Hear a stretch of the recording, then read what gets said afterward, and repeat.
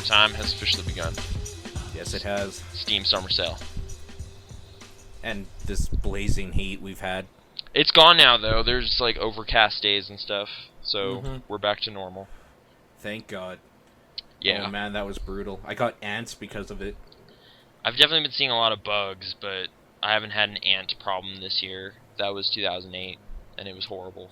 They came up the tree through my patio door.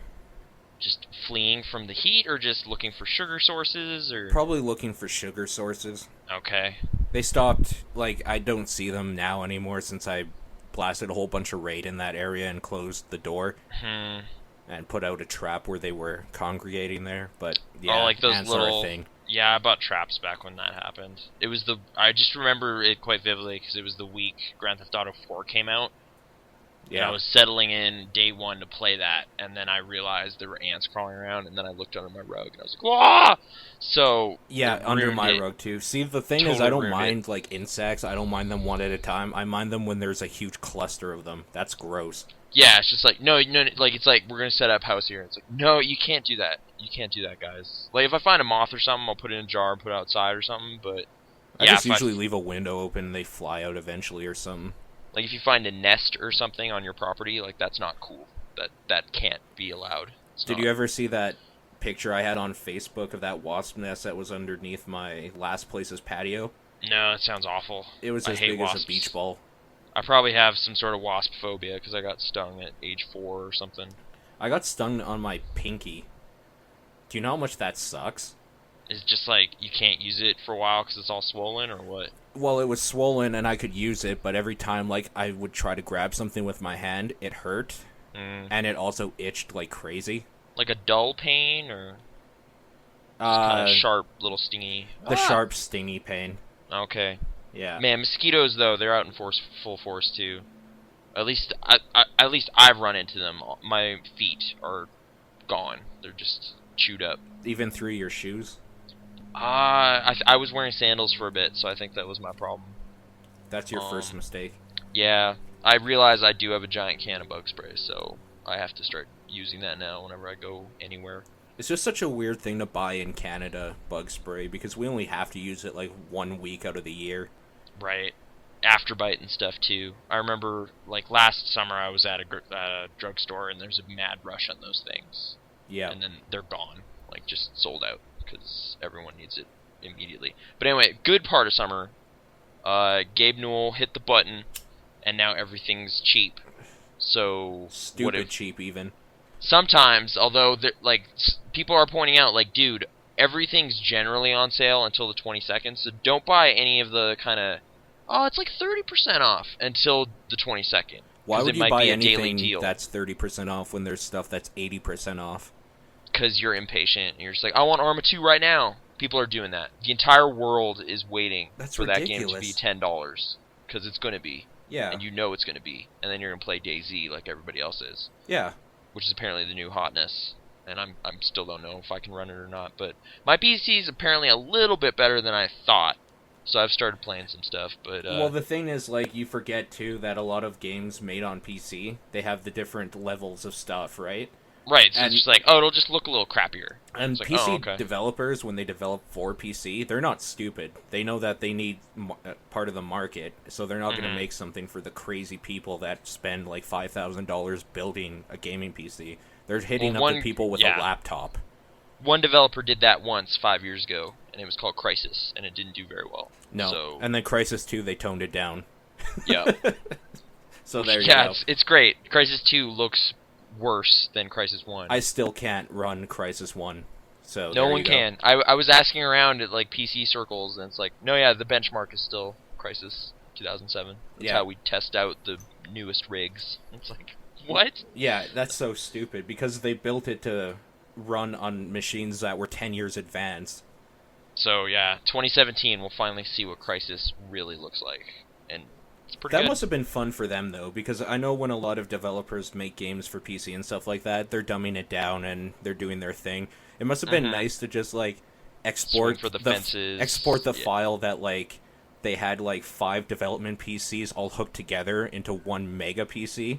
Like it's like, no, just export that file onto disk. That's good. Make it the most insane thing you can. It's like, okay. Yeah, no one. I don't think anyone's really done that since. Especially since that game isn't that great, which is also I kind of know. funny.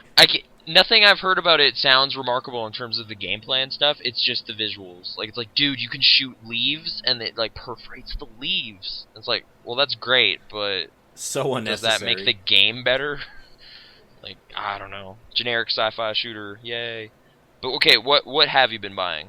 Okay, so far, I've bought an Alien vs. Predator, the one they released in 2010. Like Rebellion or whatever?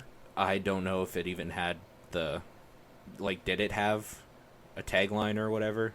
No. That's the development team. Oh, Rebellion. Okay, yeah. I think they did Rogue Warrior. Which is yeah, I never played game. that one. I sure did. But okay, so the latest AVP. Yep. So I guess maybe I'll run down the prices. AVP, I bought it for $7. Okay. Witcher Enhanced, I bought for $7. Borderlands Game of the Year, I bought for $7, and all the Magicka DLC, I bought for, what was it? I think 15. Really? I thought they did a Magicka flash sale. I thought it was $7.50. Well, maybe it was $7.50 then. Because I bought Magicka by itself for $2.50 because I've heard enough about it, but I don't know if I like it yet, so I felt a little weird just going all in. Oh, I liked Magicka quite a bit. That's why I bought the DLC. Well, I've just never played it, so I just heard it was neat. You combine magic spells or something into weird new powers? Yeah, like, you have different elements, and you mix those elements together to form new things. So it's like earth and fire, so then you got fire boulders? Exactly. Okay. Yep. The Witcher, I was kind of looking at that, because it's like, that's some years old now, I could probably play it, but was that a special deal, or was that just it's 50% off or something? That was 50% off, I believe, or 75 or something. Like, was that one of the dailies, or was that just? I think it was a daily, yeah. Okay. I might check that out at some point, but I'll just wait until the 22nd, I guess, and see if something special happens. Right. I've been checking it pretty regularly. Regularly, yeah. Yeah, it's like crack. Let me just see what I got here. Oh, I remember. Yeah, day one I bought Indie Game the movie mainly because I want to check out that commentary track you talked about for $5. Yeah, it was $5, which I guess wasn't a special daily thing. It was just half off for the whole sale, so it might go a bit lower. But dude, it's like $5. That is 5% of what I've spent on that movie total. Yeah, so there you go. I feel I'm doing okay. Okay, yeah, Killing Floor was $5. That was 75% great game. Off. Today I bought Dear Esther and Metro 2033. Metro 2033 is great. That whole THQ collection is fantastic. I think, like, the thing is you typically get into stuff where you own some of it, so I just feel weird rebuying stuff. That's the problem. So I not own doing everything bundles. except for one game in the THQ collection, so it's like, yeah, no, that's not going to happen. All the indie bundles they've had so far, I've had at least one or two of them. The indie bundles are terrible. Like, I don't like the games they're bundling together. Oh, okay. I haven't pulled the trigger on any of those. I've just been kind of checking in. Like, it'll always be there. It's like, hey, $10 for Indie Bundle 4? And it's like, okay, what's in that one? Oh, I already got Super Brothers. And I don't know what that is. Like, so, maybe I'm just, I don't know, jaded or something because the Humble bundles have been so good. That it's like, oh, yeah, there's one good game in here, and, like, the rest is just kind of filler. Whereas this last one was, like, 5 all-star, like, hits, I guess you could say. To begin with, yeah. And then they threw in bonus stuff that was well-known, too. Yeah. So, we've been spoiled. We have been. To the point where, yeah, it's like, who cares? I do. That's a good game. Okay. But, no, sorry, that's Paul. totally fine. But, like, normally, yeah, totally, right? Like, nobody even knows what that game is. So there's a bunch of PSP ones or something. I don't know. They're JRPGs, they are, right? Yes. Okay, they could be good. I don't know. I just don't know. So I'm and that's fine. That's what I'm getting at. $10. Is that they're bundling stuff together that nobody knows, and it's just kind of weird because that's not how you draw people to buy $10 worth of indie games. You got to get at least like 3 big ones in there, and maybe throw one weird one in. Like, there was a decent one on Steam some time ago that it had, like, World of Goo and Braid were in it, I think, so that was enough for me to buy it, and then I ended up with some weird stuff, like, The Path, I think, was in there. I still remember Destructoid and I was just going through my... arguing about that game. like whether it's like the worst arty pretentious piece of crap ever or something. I remember they didn't Reverend like Anthony it. or Anthony Birch or whatever, he loved it because he's a pretentious art fag, as he like calls himself. And Jim Sterling hated it. He thought it was the worst like piece of garbage ever. So like right, because you have to subvert what it tells you to do to even experience it right. And he was like, just saying you fail if you win. He was just saying stuff about how like it's ridiculous to have to play a game a certain way to play it right and blah blah blah. And then there was a whole thing about how Anthony hates Metal Gear Solid 2. So like I don't know, they had a lot of weird debates back in the day. Dude, I really like Metal Gear Solid. I don't mind it either. It's pretty good. Like I don't know where the hate came from, but I mean I think that's part. Anthony didn't like anything, if you remember. I'm looking forward to heavily critiquing Borderlands 2 and its story, just to be like, this is like we'll see how he manages, but if it's anything less than mind bending. See, I've always kind of been a fan of his comedy and his writing. I just never agreed with his opinions. He's the Far Cry 2 enthusiast, right? Yeah, he played it like 15 times. Right, like him gushing about that game did make me reevaluate it, and he's right. Like there's a lot going on there that I didn't give credence to before, but I still don't know if I'm fully on board with. Like I think our feelings on Heavy Rain synced up too, so every now and then we're kind of honestly, I think most people that like actually not like professionally, but people that look at things with more of a critical eye. Sorry, my mind's a little fuzzy. Eye, yeah. People that look at stuff with more of a critical eye, I think they realize stuff like that, like, oh, this story's kind of garbage. But so like, yeah, I don't think many people disagreed with Heavy Rain. I just can't agree with him very much. I could see someone taking issue with a lot of Metal Gear Solid 2. I don't know. I am forever rose-colored glasses with that because that was my first Metal Gear game, and I got way into it. So I don't know. I think I took some issue with it back in the day because I didn't know what they were going to do with the story, and it seemed like instead of like finishing off part of the story, they just made it even more convoluted. So like at the time, you're just like, oh my god. Playing it now, maybe at the time, but playing it now in light of kind of the rest of the series, like it yeah, makes I know, sense. but like you have to remember when it came out, 3 didn't exist, 4 didn't exist, none of the big boss stuff existed, like none of the Patriot stuff existed. Right, so it was just dropping all this new stuff, which seemed to be ginned out of nowhere. Like it's just like the Philosopher's Legacy. It's like, what is that? That's not even a thing. It's like it is now because we said it was. So here you go, new story. I don't know. I think it works. Information generation. Right. Information warfare. Drones. I don't know. He saw it coming. Thumbs up. Yeah, he did. Dark Messiah. That was one I picked up for $250, and I've been thinking about for some years now. Have you ever played it, Might and Magic? No, but I've always wanted to. Okay. I played the demo some years ago, and I just never ended up going the full way with it. I've started playing it. It's not quite what I thought it was. It's a very linear action game with a kind of a medieval fantasy setting that resembles a lot of RPGs, but it's not really an RPG. Is it pretty good? It's like a decent, like, scripted shooter, I guess, but you're using bows and swords, so it's kind of okay. I do like the sword combat stuff. Like, there's a good chaotic physicsy thing they're doing. Like, this is kind of early-ish Source Engine, like 1 or 2 years after Half-Life 2 kind of set the bar for all that stuff, so they're kind of messing around with similar things, like you're throwing crates at dudes or kicking people off of ledges, kicking people on the spikes, dudes falling through floorboards in an attic. That was probably my favorite thing that happened, because I wasn't expecting it. So like everything kind of has weight and whatever, and you can set things on fire. It's kind of fun, but again, like just way more straightforward than I thought it was. So it's not. I think I wanted this to scratch the Skyrim itch that is now very itchy. And it didn't do that.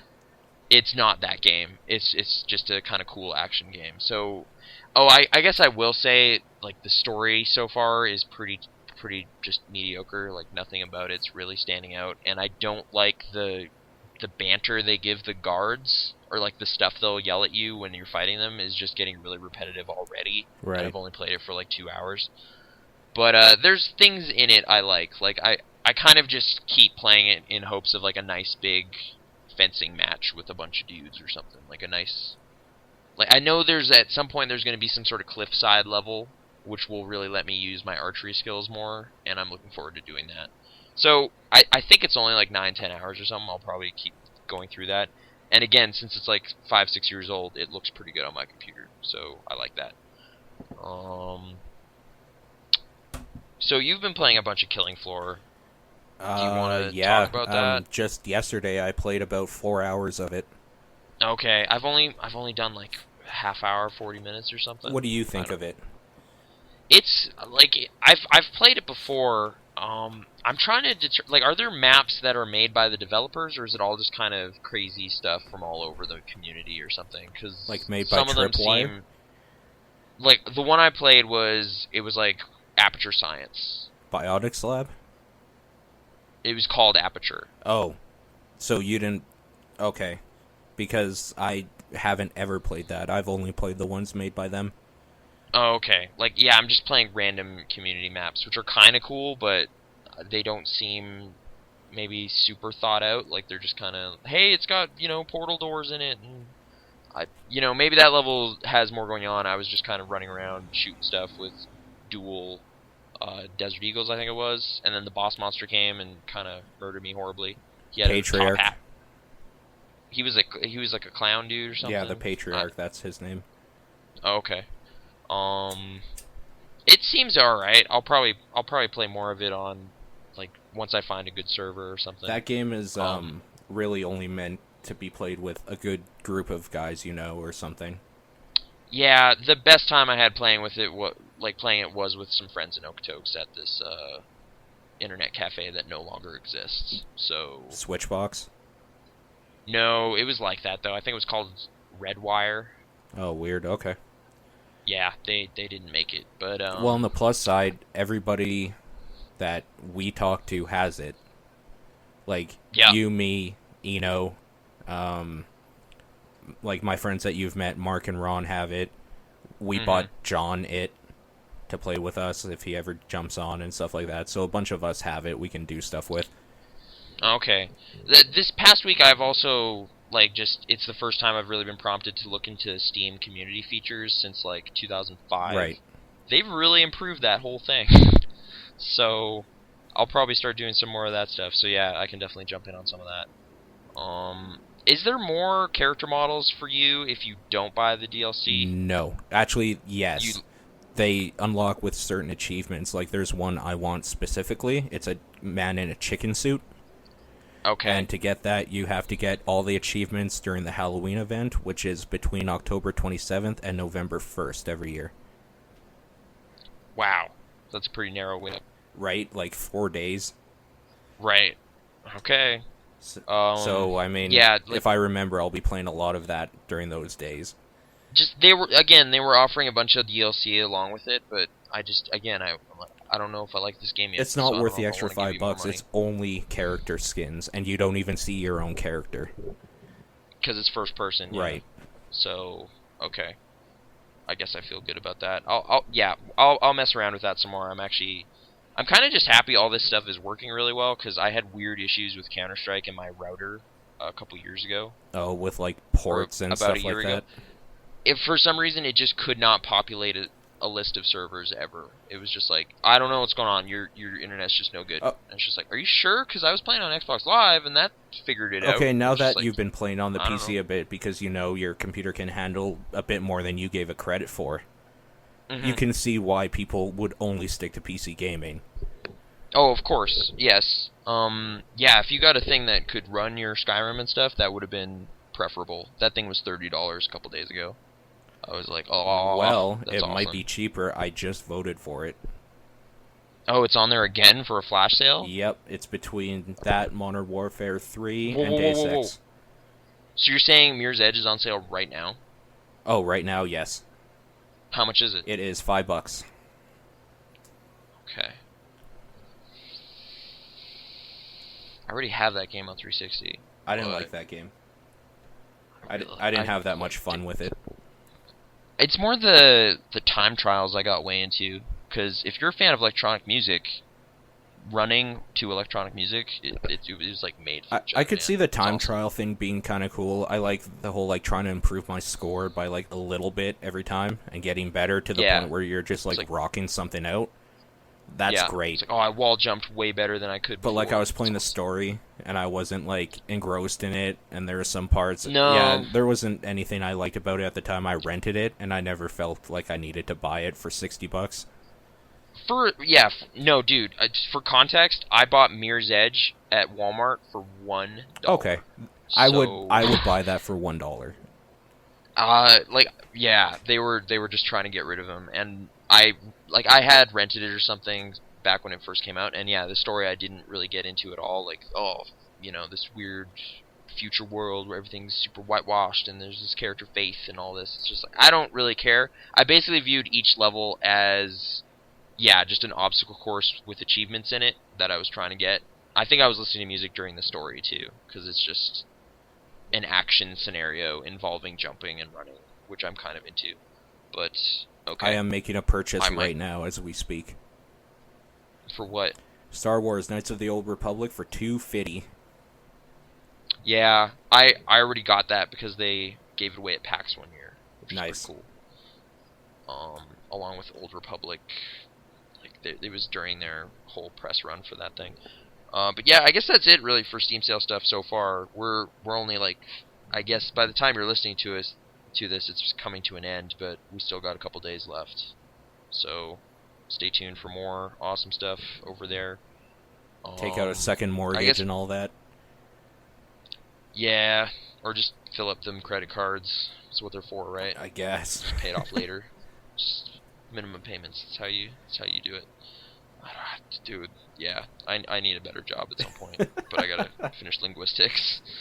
Do you want to just finish other game stuff you've been playing? Like, is there other stuff in addition to that? Have you started playing The Witcher? I haven't yet, no. I have to install it. I installed Borderlands last night and played about 5 minutes of that and remembered why I like it. But that's gonna be good. Like, I already have it on PS3 and I played through all of it. I platinumed that game. So I'm looking forward to jumping back in with friends on here, so that'll be good. Is the interface fixed on PC? Apparently it had some weird issues before. It looks exactly how I remembered it from PS3, so far so good. Okay. Cool. My Little Spelunky. I don't know what that is, but I could probably take a guess. It's just Spelunky, but Twilight Sparkle's in it. And it has a new title screen with way fresh graphic, like font treatment. So great, good job. Yeah, I like Spelunky, but I guess you're kind of over it already. You're just kind of like, nah, I don't like it. No, I'm done with it. I don't like it. I don't see any reason to get 3 people. No, I don't see any reason to play it again. 400 achievement points you don't have. I don't care about achievements. Okay. I'm almost got a tunnel to the ice level. Oh, yeah? Yeah. They changed how that works, actually, in the 360 version. It's actually considerably more annoying. Here, you just give the guy money, and he will remember. So you're just kind of slowly chipping away at one debt, whereas in that one, it's like, bring me 2 bombs. Bring me 2 ropes. Bring me that key from the first level in the whole game. And you're just like, oh, fuck you, Tunnel Man. I'm never going to do that. I guess we're done with tunnels, so jungle is as far as we get, which sucks. Or no, we do have one to the ice world, but not to the Anubis or whatever, like all the Egypt stuff, which I finally got to in the PC version. But that stuff's not cool. But whatever. It's I still like it, and I also finally started playing Trine. Trine's real good. Which, I've had it since the last Steam sale. But I saw Trine 2 was on sale, and then I was like, wait, I don't even know if I like Trine yet, so what am I doing? And then I loaded that up and started playing it. It controls really nice, and it looks pretty cool. I'm not really feeling the story Like, it's just really generic, like, oh, you got fused together, and I don't know. And at the end of each level, like, a dude just kind of says things for a minute or so about the caves you're going into next or something. Like, did you really care about any of that story? stuff? No. Like, trying story? Okay. Did it have one? Not really. It's just kind of an excuse to keep going with the stuff. Like, I guess I kind of like some of the character banter a little bit, maybe. Like, how they introduce everybody was okay, but... Trying to is real good, too. Okay. Like, I mean, it's the obvious comparison to make, but it's kind of like Lost Vikings, but not, because you can't have all three dudes out at the same time, but you're still using your unique abilities to traverse obstacles and whatnot. More left to right, kind of straightforward, though, than I remember Lost Vikings being. That was like a puzzle I like game. Lost Vikings quite a bit. I remember it being way hard, but... Or at least I was not patient enough for it, or... Maybe I just skipped to the end and there's some crazy battle on a spaceship or something. Did you beat that game? I don't even remember a lot of it. I just remember having fun with parts of it. Right. Yeah, no, that was a charming bit of business, but... So what changes in Trine 2? I mean, not a whole lot. It's just more of the same stuff, but it looks real nice. Some of the physics stuff seems a little tighter. Like, with the rope swinging stuff, like the grapple hook, can you climb up things Well, easier? I mean, in Trine 2, there's parts where, like, you water a plant and it grows and you jump on the leaves and just neat stuff like that with water physics. Mm-hmm. So, I don't know. It's just all around an improvement, but it doesn't really bring anything brand new. Okay, just more solid, good-looking. And you can play with stuff. two other friends at the same time. Oh, okay. I guess, yeah, it was weird. The first one was supposed to come to 360, and then it just never did. Right. Due to some publisher issue or something. So, it maps really well to the 360 controller. In fact, they even have custom button colors and stuff in there for it. Like, A is, green, and B is red, back, and all that. Like, they thought through that stuff, and then it just never happened. I was playing some Cave Story today. Game's good. It is, but, like, I'm already, like, I'm not sure where to go next in some areas, some stuff. What part did you get to? I'm not very far, but, like, dude in the bushlands or whatever was just like, you need to collect these 3 things. Go get those. I was just like, okay, any inkling as to where those are? I'm a robot, I don't know. Okay, yeah. Okay. So I saved, and I don't know. It's cool though. I'm digging the music and stuff. And, I still have to finish Cave Story Plus out. And again, works really well with the controller, which is key now for PC games. That's what I'm into. Well, I have that on DS, but yeah. Yeah. Okay. Next game is one that I am having no luck mapping to a controller, which is really bumming me out, because it was on a console, Elder Scrolls 3 Morrowind. Right, but when they made it, they probably weren't thinking about people playing the PC version with a controller. Right. So, like, I have no idea how the Xbox One played. Like, maybe it was clunky as all hell, and it was just terrible. It was pretty, yeah. But, like, it brings up, like, a quick... like a grid of like 9 buttons is like a quick reference thing, and it's like, oh, are you supposed to map like 9 things to the D-pad or something? Like, I don't know. And it doesn't seem to know the sticks are there, so I was using L and R to look right and left. Great. And it was terrible. I couldn't handle it. Just in general though, that game, like, did you play Morrowind? I played some of it, yeah. Okay, how do you feel about it? Do you remember? Or? I actually liked it better than Oblivion. Why does everyone hate Oblivion? Oblivion gates, man. Just so annoying. Right, but just that's not the entire game. There's still other stuff. You can be in the but that's the main. Dark Brotherhood and stuff. That's the main thing of that game that like is different from the other ones. But at least the sword combat and stuff works. Okay. It worked fine from what I remember of Morrowind. It maybe, but it just looks so static. I don't know. The animations on your swing and attack stuff is just like, I don't. It's 10 years old, and it feels like it's 10 years old. through this whole thing, it just seems like over the past 3 games, they've been building slowly and slowly towards what we have now. Like, Skyrim is the perfect, or the best iteration of this whole formula. Well, yeah. It's the same formula. Like, there's a Mages Guild, there's a Fighters Guild, there's a Thieves Guild, and a Dark Brotherhood. You should probably do some of that stuff. There's a big open world with, dungeons to find and whatever. Like, it's kind of the same thing, but I don't know. It's just not as polished as it now is. So it's really a weird game to go back to. There are things in it, though, that they seem to have... Like, it's kind of neat to see early stuff in that series that has stayed the same. Like, reading books is the same. Yeah. It just is the same. Some of the dungeon crawling stuff is similar. Yeah, all the the guilds and whatever, but they've figured out through each iteration how to better introduce that stuff in a more organic way. This one I felt like it's just kind of awkward, but what I've read about Daggerfall, apparently it was way worse, so this is a big improvement over that, and I'm sure it was really awesome 10 years ago. Yeah. But I'm really not sure how much time I can spend with it anymore. I'll probably give it another go, but yeah. 10-year-old games, man. They're good. Some are. Yeah. Penny Arcade 3? I've been playing a little bit more of that. I don't know. It's just something I pick up and put away as I see fit. So kind of the same thing I was doing, like an hour at a time? Oh, not even. Maybe like 15 minutes, do something, and then leave. Oh, okay. I beat it this week, but I don't know what to really say about that. I beat Penny Arcade 3.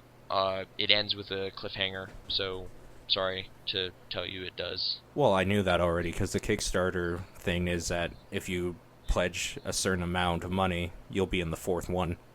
And they had already said that they're making the 4th one. Oh, like the Penny Arcade Kickstarter thing? Do you want to talk about that briefly, or...? Yeah, it's kind of stupid. You don't like it? What is it? They've already funded it, I noticed that. Okay, so basically it's just like... So, hey, you guys don't like ads, right? So, if we make a certain amount of money, you guys can all pay so nobody has to do ads for a year. It's like, okay, great. Like, why the hell do we care? And they have... I don't know. Well, you're just funding Penny Arcade. Right, directly. But the thing is, like, I don't want to pay, say, $20 for someone else that isn't paying to get no ads. Yeah. Like, I don't know why they're not just... If it's about money, I don't know why they wouldn't just go, like, hey, subscription model, pay, like, $30 a year, you have no ads. But, like, just you. Well, but this is kind of what happened with the Giant Bomb podcast, if you recall. This was, like, a weird thing they did with their premium membership. They were initially going to have the Bombcast be only for subscribers, and then come out a week later for everybody. And then they hit enough subscribers to where they didn't have to do that. Right. So then they just gave it to everybody. So it's just like, did you personally fund the Kickstarter? Which one? The Penny Arcade one? The Penny Arcade one. Yeah. No. Well, then we're benefiting from someone else. I know, but I don't like that either. That's ridiculous. For one thing, the ads on Penny Arcade, they're not weird. Like, they're just kind of off to the side. They're whatever. I've never found them invasive on that site. They're not at all. True. They're just on the sides and at the top bar, and then, like, you scroll down a little bit, and then it's nothing but their content. So I've never had a problem with their ads. Maybe if, like, they had the giant ads that would, like, take up your whole screen or something, then I could see it. I don't know. It's also kind of weird how they're doing it, because besides the Kickstarter stuff, they're also doing, like, their own prizes and stuff. I heard the rewards were kind of weird. They are weird. So the maximum that Kickstarter will let someone give a reward for a pledge is $10,000 or more. Yeah. And then, like, under that, they like, in the description for the $10,000 or more one, they basically say, Kickstarter has a $10,000 limit, so we're offering a bunch of off-menu rewards. And then it's like one for $25,000, two for $25,000, one for $100,000. And, like... What are they, though? Okay, so the one for $25,000, Gabe will do an original medium-sized painting of your favorite video game character, and then, like, I'm sure the rest of them or whatever. 2 at 25,000, you'll be given a grand tour of Penny Arcade headquarters, and afterwards we'll all go out for dinner and ice cream. And the $100,000 one is you can appear in a non-commercial Penny Arcade strip that you'll create with Mike and Jerry. Weird. But the weird thing is, to get those, you have to purchase them at their site. So that... Oh, you have to give them $100,000 outside of Kickstarter? Yes, because Kickstarter won't allow that. There's only a $10,000 limit. Were they honestly expecting anyone to take them up on that, or did somebody already? I don't know if they are. But anyways, they also have goals. Like, they have stretch goals. Mm-hmm. So, their Kickstarter is... what? I'm just looking for what the goal was. It's 250,000 was the goal. They're at 298 as of this recording. They have 30 days to go, just as a little heads up. But anyways, their stretch goals go up by roughly about 75,000 each. So 250,000 leaderboard on the homepage removed, which they've reached. 325,000 original 6-page automata, whatever they say, automata, I believe, though, strip. 375,000 Jerry cosplay, and like so on. The only one I'm interested in, which I know they'll never reach, is at $800 to $25,000. They would revive the DLC podcast, and that would be great. But I don't think they'll reach that, because like, how long has this been going on now? Like a week or something? It hasn't been that long, but... As of this recording, I think it's been about a week and a half, right? Okay. Maybe a week. Yeah, I don't know. I mean, they might reach it, but it seems to have plateaued off a little bit. They're only going up by about 30,000 every couple of days. I've checked it now. So, like, I don't know, 300,000 is a far stretch away from 825,000. And actually, you know what? Penny Arcade won't even be ad-free unless they reach 1 million. Oh. Weird. Yeah. So that I saw that it was 100% funded. That's just they set the bar low for stuff, like just to ensure funding. Just on the homepage, like completely ad-free would be 1 million. But like, I don't really care enough about that, so I'm not going to give them money. So whatever. And like, that is a bit of a weird... I think the one thing people are going for is that if you pledge $300 or more, Gabe and Tycho will follow you on Twitter for a year. That's so weird. So, like, I don't know. That is weird. I'm buying your attention. Yeah. It is weird, and you know what? They've already had 25 backers. So, there you go. Oh, wait. Pledge $500 or more. Within reason, Gabe and Tycho will retweet one of your tweets. So, if you give them $1,000, they will press one button for you. Is this like in the Twitter terms of service or something? Like, it sounds like it could be a weird thing, like selling your account essentially. Technically, it's not against it. You can do the same with like YouTube and stuff too, right? There was that whole scandal that was going on that someone was paying really well-known YouTuber to just like mention his video or put a link to his video in a video. Like, was that a Machinima thing or whatever? That was Woody's Gamer House or whatever the fuck that is. I don't know. I don't know much about YouTube. Okay. But yeah, there was a whole thing about it because the kid was only like 15 and he gave the guy like $800 to link to him. And you know what? In a way, I do kind of see it because you can consider it ad revenue if you have a business. Because, like, these dudes have, like, a couple million followers probably, right?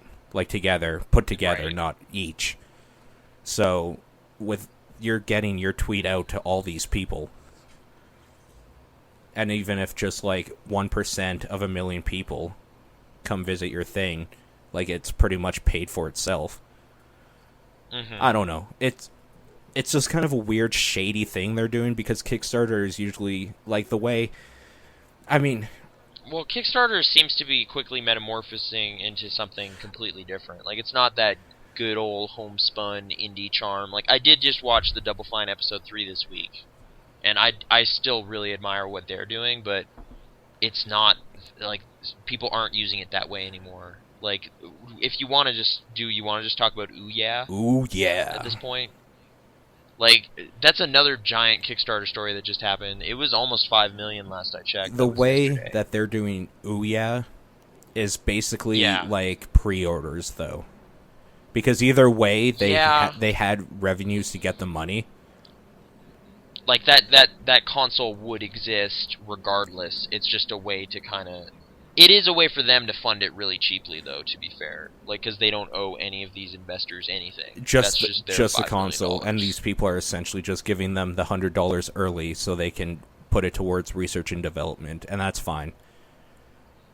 I guess, yeah. But they're still, like, the shareholders. Like, if this thing succeeds, you know, they didn't have to bring in some other guy to take right, a cut. Exactly. So it's kind of weird that way. But that machine sounds I am interesting. looking forward to it, not because of what it does so much as it's open for people to play with, because the community always seems to do stuff I'm more interested in than developers. So, like, yeah, if this is somehow, like, gonna capitalize on this whole indie mobile scene and make it kind of large, like, on your television screen, sitting down, set top kind of thing, that's not bad. Also, it would be great to, like, stream stuff and, like, do maybe YouTube video and, like stuff like that. Because then I could actually unplug my laptop from the TV and still be able to use internet stuff. That would be great. Mm-hmm. And, like, play weird Android games on the TV, like, you know, those shooters that look real good on mobile, but you don't want to do it without, like, buttons and a control stick and all that. This is totally the solution to that. Mm-hmm. So I don't know. Like, I think it would be pretty good. And yeah, $100. I mean, you're not going to get a cheaper console. That's the price of a new game. I paid $150 for my collector's edition of Skyrim. This whole console is $60 less. Mm-hmm. I'm just saying, like, I don't know. If, like, someone's interested in the idea, you should probably just buy it. Like, they've sold out of their initial 1,000 or whatever, though, right? Like, at this point, you're kind of just waiting for the actual thing to come out next year. No, because you can. That's for $95 or more. You just don't get. If you pledge $99 or more, you still get the same thing, and they guarantee they'll have one available for you. They have a maximum of like 80,000. So they had like a discounted rate, but it's $4, so you can still. Okay, I didn't realize that was the case. Right. That's interesting. We were kind of discussing on Top Down Perspective, though, like, it might be hobbled somewhat in Canada, what with kind of our different mobile landscape here, like Android features and whatnot. We might get a different store that doesn't have the same stuff. I haven't noticed a difference with Android store at all. Oh, okay. Because Google is a multinational corporation, and since it's their store, they just put whatever they want up. Like, I haven't noticed a huge difference. There are a few things that, like, we didn't get in Canada, but for the most part, like, I go to Tested quite a bit, and they usually do like, roundup thing for stuff on the Play Store, and I've been able to buy and download anything they've recommended. So, can you confirm whether or not Tiny Wings is available here? Tiny Wings, the one with the is that on Android? The one with the dragon? No, you're a fat bird. That the bird on these hills. I don't think that's on Android. There's a version. There's the same thing on Android, only it's a dragon. It's the exact same game, though. Does it have really charming music in it, though? All right. And it has the sun rising and setting and all that sort of thing. Okay. Did they add baby birds to it? So baby dragons? Yeah. Okay. Weird. This does sound like the same game. I don't know how I feel about that. Did you look it up? No. It's just your description just in my mind. It's like, yeah, that would work. Just replace them with dragons. Done. Yeah. You got your own game. Exactly. And, like, I'm thinking for OooooUYA specifically, a lot of the people that the developers for the mobile platform that would be affected and are the ones that you would want to play on a screen anyways. So, like, all your Game Loft stuff, all the, like, that Ooh, so you do have GameLoft stuff on Android. And this is good news for reasons I've already discussed on other things. Why is this good news? But guess which license GameLoft recently acquired for mobile games? Just guess. What do you think I would be most excited about? Oh, gotcha. Okay.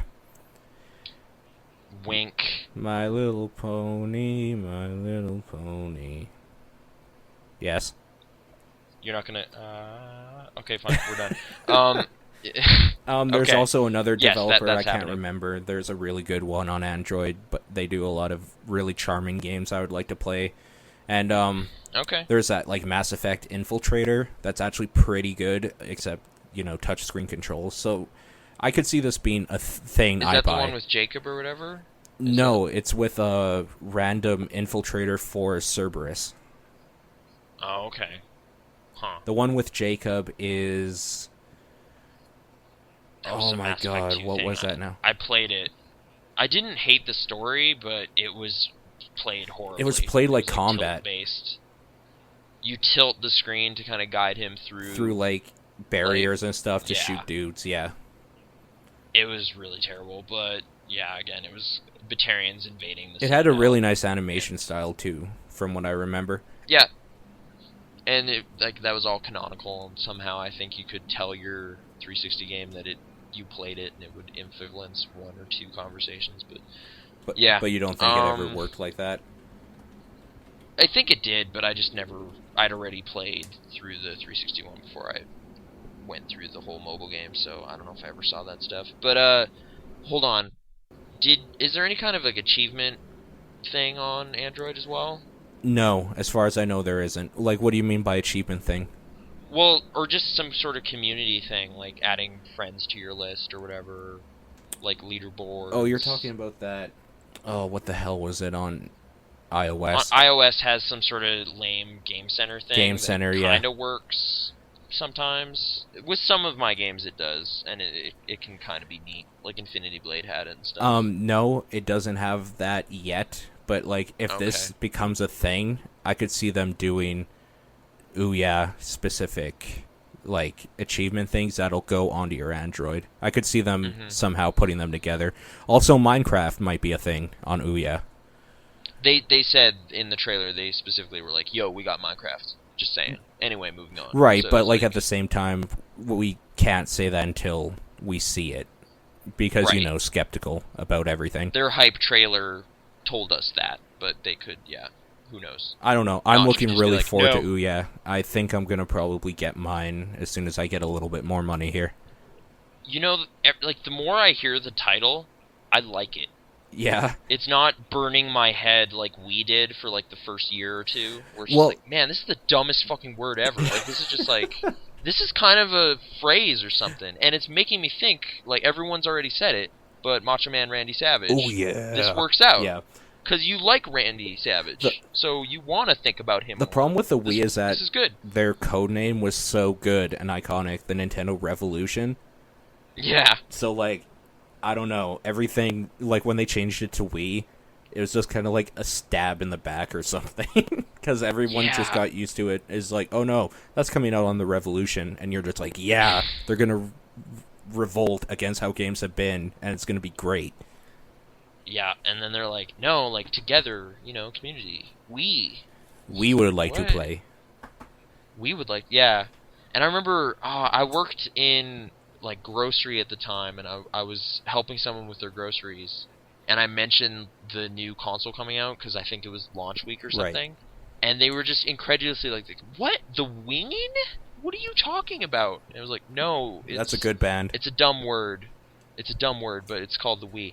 And I bet you those people totally ended up buying it for Wii Sports and all that junk, like everybody did. For Red Steel, that's why I want to get one.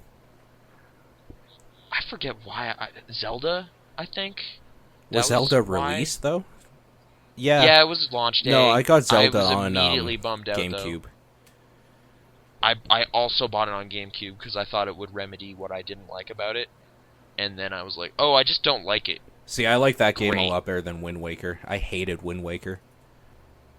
I have fond memories of Wind Waker, but Like, is it all the traversal stuff that's just like, man, this is just a big empty ocean? Like, yeah, for the most part, but the ocean wasn't the problem. I think it's just how often you have to do stuff in it. Like, if they had cut that down, it would have been fine.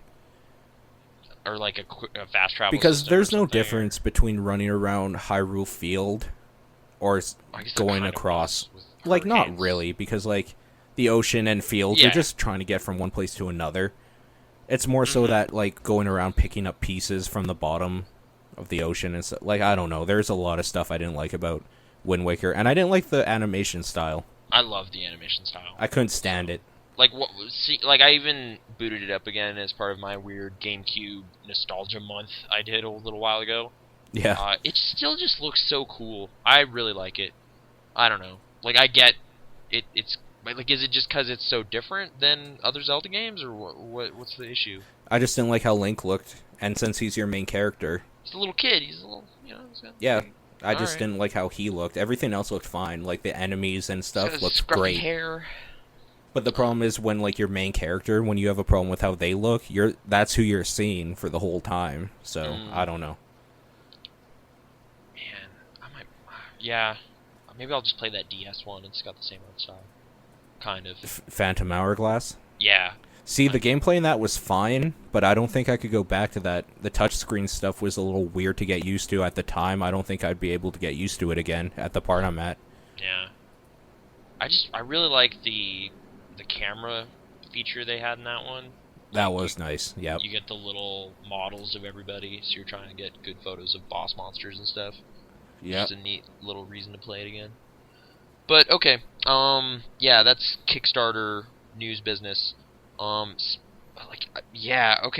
You've been playing kind of the new hotness in the toy scene. Okay. All the kids are going crazy for it. I've never played it personally, but I would say adults go crazier for it. Okay, because it's kind of it's a money-making venture, kind of. Right. It sounds like a cool idea, and like, if they put the right brand behind this, I could totally see myself going insane. But I don't know. Like, it's not really like, hey, are you a Spyro fan? It's just, do you like weird monsters? Well, the thing is, like, they put Spyro's name on there. Yeah. But, like, he is an option for one of the starter guys. You don't even need to use him. Right, so it's barely a Spyro anything. But, okay, tell us about Skylanders. Like, how do you feel about your first delving into this whole new frontier of toy multimedia convergence? This isn't my first time. I bought it the day it came out. What? Why have you been silent on this issue? Me and Jeff Gersman, man, we were up on that shit. I've been buying them since they came out. You stoked for Giants? Yes, kind of. Okay, so I stopped buying them because there was... Okay, so I'll paint the picture a little bit. This brand new crazy thing comes out. It's basically like Pokemon, only to catch them all, you pay real-world money. Sweet. So, like, obviously I'm like, yeah, because that's totally doable. Like, it's a lot less doable to spend 500 hours looking for a legendary than it is to just pop down legendary. $20. Yeah, dude, why not? Every toy store and game store now has a giant Skylanders section. Okay, but I'll tell you what the problem is. Me and Jeff Gersman, he was talking about it before it came out, because, I mean, obviously he got, like... Privileged access to that. And from his talking, I was just like, you know what? This sounds fine. I'm going to go do this. So I bought it the day it came out. Nobody knew about this shit. Like, nobody. Nobody cared. And then... I've never seen, like, mobs of kids or anything around that stuff. It's more just like, there's a shelf full of it all the time, so you know that is succeeding. I've never seen frothing, crazy lines or anything. Well, here's the thing. So nobody knew about it. I was buying them as they were releasing them, because they were releasing new Skylanders every week or so. Yeah. And it was fine. I bought about 12 different ones, like, throughout the weeks, until something hit and every kid in the world knew about it. And then the shelves became bare. Every time I went into a store, there was nothing to buy anymore. And I would go on Kijiji to try to get my fix, and people were selling the $8 figures for $30 and up, open from the package. Dude. But the thing with Skylanders is, okay, So what was the spark? Like, what made this catch fire mainstream? Was there? I honestly like, a commercial or something? I have no idea. They must have just started advertising heavily on Saturday mornings, and we just wouldn't see that stuff. I mean, maybe, or like internet sites, maybe. I don't know. Whatever they're doing well. So for anybody that doesn't know, Skylanders, it's basically like a Diablo-like dungeon crawling type game, but your main character are these little figurines, and in the figurines there's what I would assume to be an RFID chip with like the specifics on that character.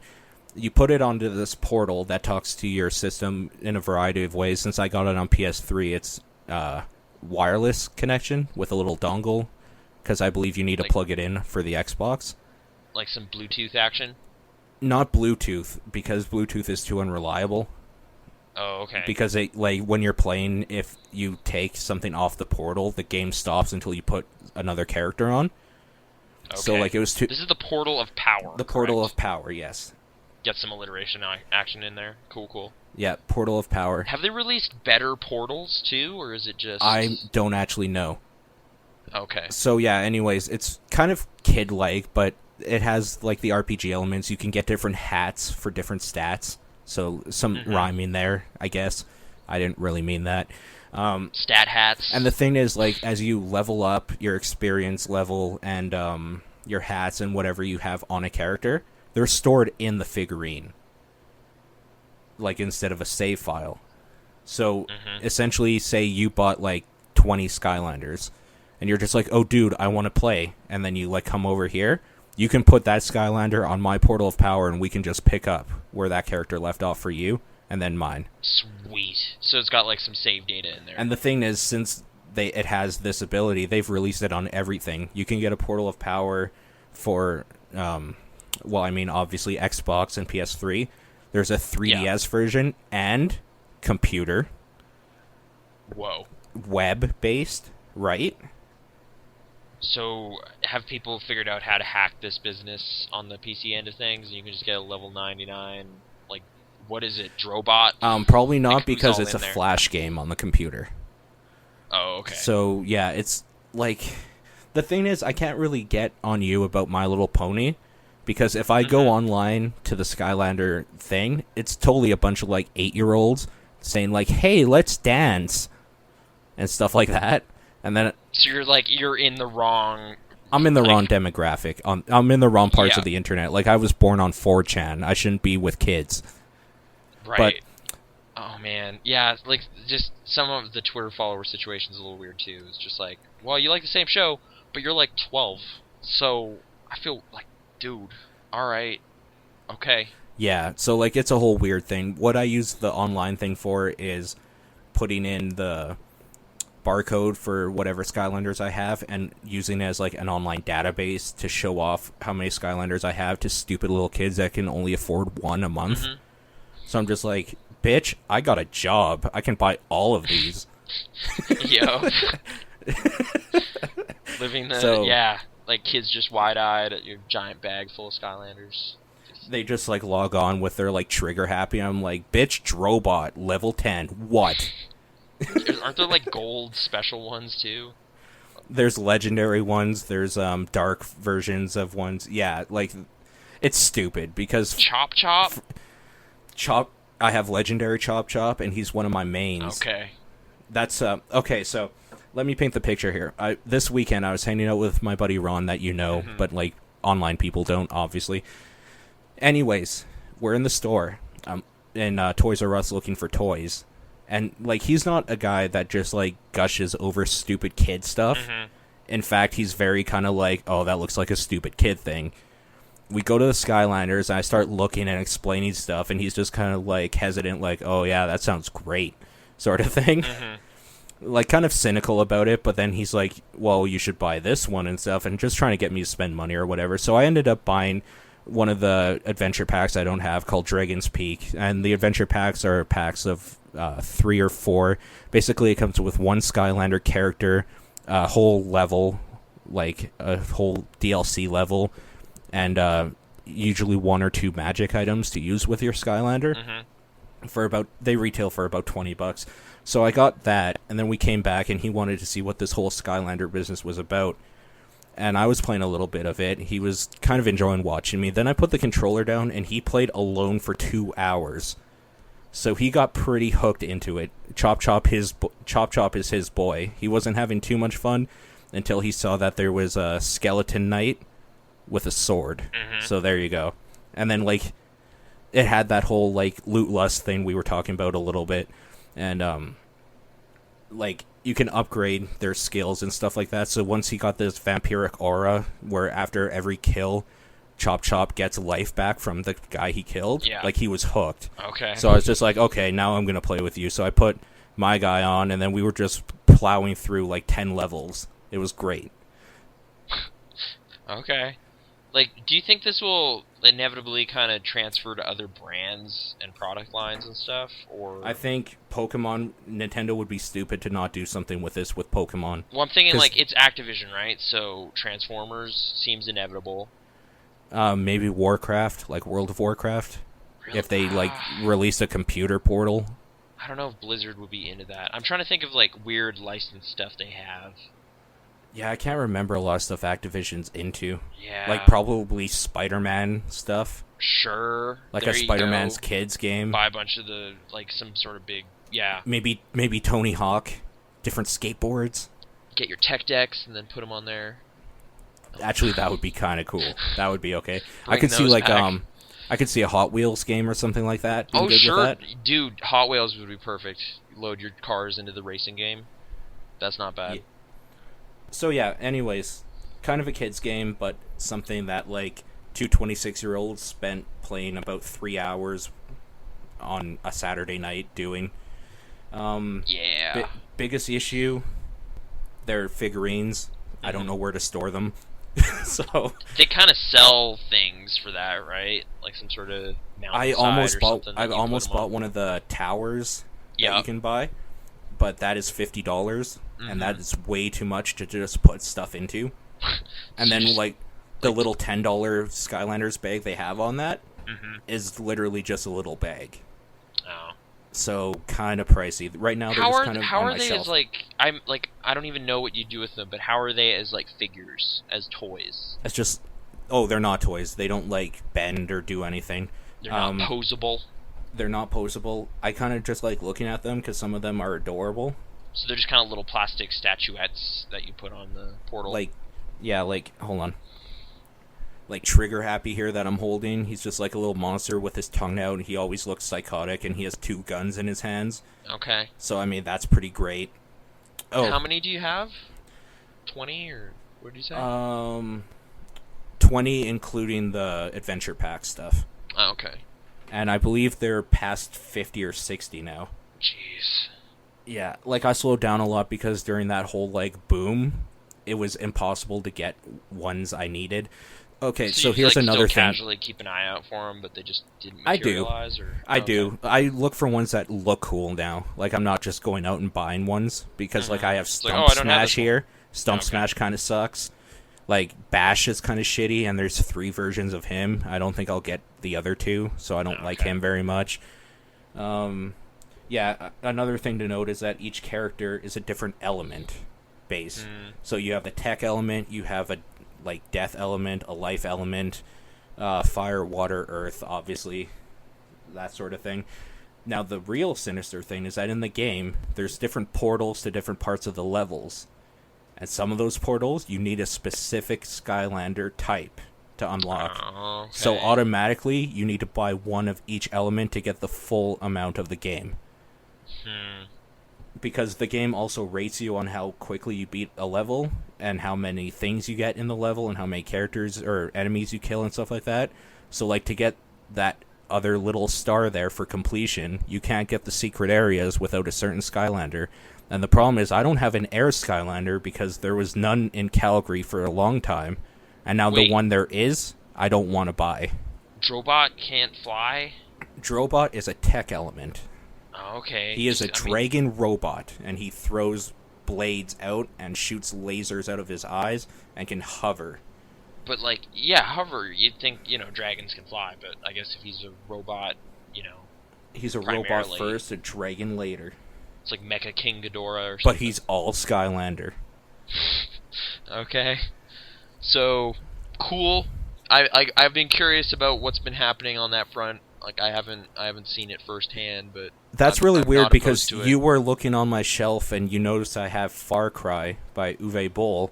I've been looking at movies, yeah. Yet you didn't see that just right to the literally on the same. Maybe I just didn't know what it was. Literally on the same shelf, right to the right, and the next shelf over. They're all just standing there looking at you. Well, maybe I just don't know what they are. It's just like awesome figurines. I don't know. Okay, fair enough. But okay, trying to wait. I lost it. You had something? Like a follow-up question or something, but it's gone. I'm sorry. So, yeah, Skylanders Giants is coming out. Oh, yeah, no, it was that. It was the trailer at E3 did make me stop and watch it. It seemed I haven't charming. seen the trailer. I just know that there's 8 Giants that they're going to be releasing on day 1, and, they're planning on releasing another 20 normals. Mm-hmm. That's gross. Because that alone is easily, another $300. How does this factor into the trophies you can get? Is that all locked up and, you have to have 20 guys... Trophy unlocked. Dude. Yeah, no, totally. Really? That's exactly how it does it. Yeah, you get a trophy for gaining 10 Skylanders, and then 20, and then 25, and then 40. Do they you know lock what I mean? them to you, or is it yo, everybody buy different ones and then show up at Paul's house and we'll scan them in and then he'll get that would totally work as long as you put them in the game and it registers that you've seen them. Okay. So conceivably kids at the playground or whatever, they can just meet up and play and oh man, you got Drobot, dude, yeah. That's crazy. Oh dude, yeah, but the problem is say you get a level 99 Drobot and you lost him on the slide, you're fucked. Yep. So, there's that. To maybe leave them at home or something. I don't know. I mean, they're not even really toys, right? So. Yeah, I mean, we said. I'll tell you how far this is going. I'm thinking of going to IKEA, buying a little shelf, and putting a glass front on it just to display them. That's awesome. You should do that. Like how a granny would display little glass figures they got at the antique store or something. Right, a Precious Moments. You got all those little guys, and says just no, dragon. This guy's got 2 pistols.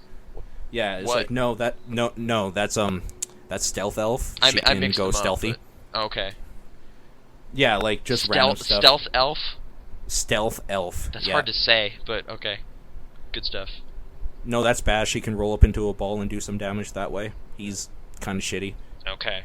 Has all of this been battling the midsummer depression you allude to here? Or No midsummer depression, just the last few days. I mean, I'm feeling a little bit better now after a couple of drinks, so that's okay. Liquid courage. I don't know. Honestly, I haven't been sleeping well for about a month, and I've been stressed, so that's probably doing that. Does this pertain to the heat wave, or is that just another factor? I'll be completely honest with you, since we started doing more stuff with Pixel Response, and I've been doing stuff with, our buddies for, videos and stuff like that. Yeah. I've been getting about 3 hours of sleep every night. Oh, dude. Yeah, I'm slowly killing myself. Yeah. You could scale back. I don't know. But the thing is, that's what's keeping me sane. Because, I've been having some rough times with ex-people in my life that I've known for years and years, and, stuff there's that podcast you alluded to previously. Is that working, or which one? The relationship battles or something? Yeah, that's a symptom, not a cure. The podcast? Yeah, that's a symptom of all this bullshit, not a cure for it. Oh, okay. Anyways, yeah, so not to get too much into my problems, I'm actually kind of surprised you put that, you said anything about it. It's on here, dude. It's on the list. I'm looking at it. I know that was more for just a context thing about for you. But I'm sorry. But yeah, you know what? That's fine. The thing is, the stuff I'm doing now is keeping me sane because it's stuff I love to do. I love to talk to people about stupid stuff I've done online, and I like the whole community aspect that's coming of it. But I hate my job, and I hate going every week and spending 8 hours a day to do a thankless job, stuff like that, right? If I could get money doing this, I'd probably be the happiest person in the world, but I'm in a weird middle place where what I need to do to get money sucks, and what I do for happiness is killing me. Right. Well, just to drag everything down. I guess if it's any consolation I remember the Destructoid guy specifically gave advice, like, if you want to make it, you got to do it for free for quite a while. That's what I've been doing. So, we're doing it right. Actually, that's, just to bring it back, kind of full loop there, the last podcast was released about 5 hours late. Actually, no, about, 12, if you really want to get technical about it. I usually put them up at midnight. I didn't want ads on this podcast because we don't make money off of it, and I don't want our host to be making money off of it. Yeah. If we're not getting anything at all from it, and it's just kind of an annoying thing. I know people don't like that. Did we switch servers then, or no? When I was at work, I spent a while trying to find out how to do it, and then I finally got it working. So, toggle off ad support. Right, but every time I toggled it off, I had a test thing that I did that I was uploading and trying, and it wouldn't ever go off, and then finally it did, and that's when the podcast was uploaded, just to pull the curtain back a little bit about what happened there. Well, yeah, I meant to kind of bring up, that odd episode or two there where there was an ad that was not to our knowledge. We weren't kind of pulling a fast one on everybody or something. No, and that just happened. I was baffled listening to it. And I mean, where did this come from? Our friend podcast and your other podcast, Top Down Perspective, it happened to you guys too. Yeah, same week they just threw it on there for some reason. But it was a weird thing. Yeah, it wasn't something I was having. So yeah. Just to go back to the whole doing stuff for free stuff, I will never be charging people for content I do. I will be charging other people for it if I ever get to that point. Or we could sell merch. Custom gongs. But you're not making people pay for your content. You're selling stuff. No, it's like bonus items. Right, exactly. Yeah, exactly. It's like Max Gilardi. Anyway. Yeah. Okay, let's move on to other media, I guess. Sorry for bringing that up. I didn't know that was off the table. Hey, man, I'm drinking. It's fine. You can ask one real probing question, I guess, if you want. One real probing question? Just super personal. I can just, I don't know. Whatever. What's the longest relationship you've ever been in? They're non-existent, 2 weeks or something. I have never succeeded in that field. Yeah, see, the one that is getting me, I've been in for 10 years, and was ready to pop the question. So I've been dealing with stuff, but we're not getting. I've literally never invested any energies into that whole thing. So 10 years on and off. Anyway, so South Park, bigger, longer, and uncut. Yeah, that's a movie. I realized that's the only movie I watched. I like that movie quite a bit. I still watch it every few months. I like it more than I remember because, I think I'd been watching a lot of post that episodes, which I probably prefer. I really like that show. Season 8 and onwards is when it really catches fire for me. When they stop being so much controversial as hitting on topics. Well, for no real reason. It's just hey, Saddam Hussein's gay and he's crazy. It's okay. Whatever. That's fine, but that's not really satire. But whatever. That joke is still in the movie. But I did really enjoy the Devil's Song. I thought it was really funny. Yeah. It's basically a Disney kind of, somewhere out there, or that's Fievel, but something like that, but from Satan's point of view, and he's actually a really sympathetic character, which was really weird. That was a really good song, too. I'm just trying to remember it here. Out There, I think it's called. I'm just trying to remember the lyrics. I Do you remember how it starts? No, not really. It's more just the gags around it and kind of the very notion. Without evil, there can be no good, so it must be good to be evil sometimes. Yep. Yep. That's in there. I also forgot Kenny speaks in that movie, which is pretty crazy. Bye, you guys. Yep. That was awesome. I forgot that was in the movie.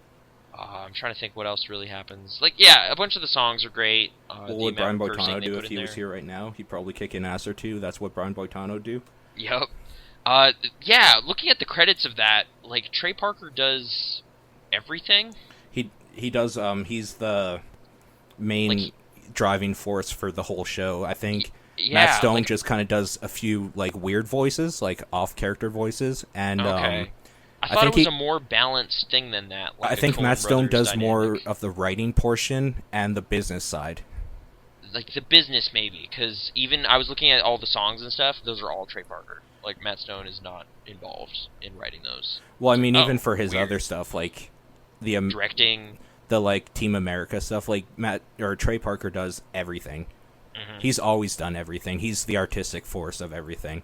Have you ever seen that 6 Days Till Air or whatever? I've been meaning to for months and months. Okay, yeah. I think I still have it on my computer if you need the file. But anyways, I kind of like Matt is part of the writing process. There's a whole bunch of writers doing stuff. Okay.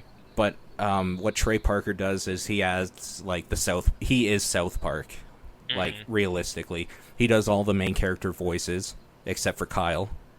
He does except for the Jew voices really, because I think those are all Matt Stone. Okay. And like the women, obviously, because that's other people. And he does. Wait, Kyle's Matt Stone? Yep. Oh, that's cool. I didn't know he was even a core cast member, but that's all right. Yeah, because they're friends, right? So Trey. Yeah, no, like Trey is Stan, and Matt Stone is Kyle. Like that was based on them growing up, or whatever. Who's Randy? Randy, that is definitely Trey. That has to be. Okay. Just I'm here. Like I started watching Team America as well. America.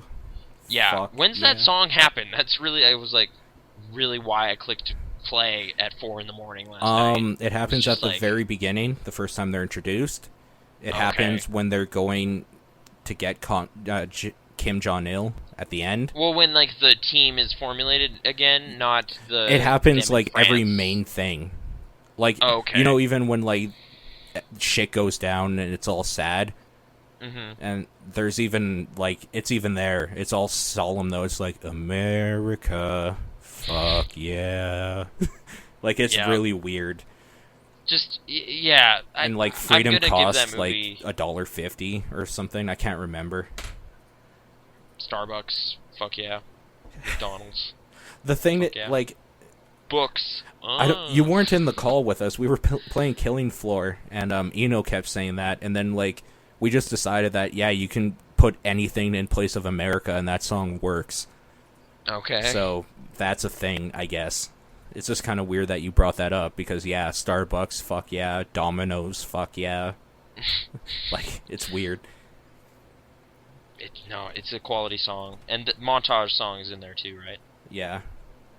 It's a good one. I don't know. Those gentlemen are cool. I should check out that documentary. Are they doing any kind of film adaptation of the Book of Mormon? Oh yeah, Freedom Isn't Free. It costs $1.05. That's one of the better songs in Team America. If you don't pay your $1.05, who will? It's that like country song. I don't remember. I haven't seen it in years since I worked at a video store. But just kind of. Sorry. Book of Mormon. I mean, probably not, because they're making quite a bit of money off of doing that, like, as a thing. So it'll just keep touring around? Like, would it ever hit here? Like, we got 1 million people. Probably not, because, like... We got 1 million people, dude! I know, but, like, New York has, like, 5 times us. I know, but, like, there's other places. Like, if it ever goes to Seattle and doesn't make it here, I'm going to be disappointed. Well, if it goes to Seattle and not here, we should probably just drive there. Just go to Seattle? Why not? Give me one reason why not. I need money, but... Okay, admittedly, that's a pretty good reason. Yeah, like, I don't know. Just sign up for another credit card. It'll work out. That's what Kevin Smith said to do. Just fill them up. Live your dreams. Like, I don't actually disagree with that. Because you can always make money. I mean... Debt is a thing everybody has. Like, I've known people that go into bankruptcy and they're still alive and have kids.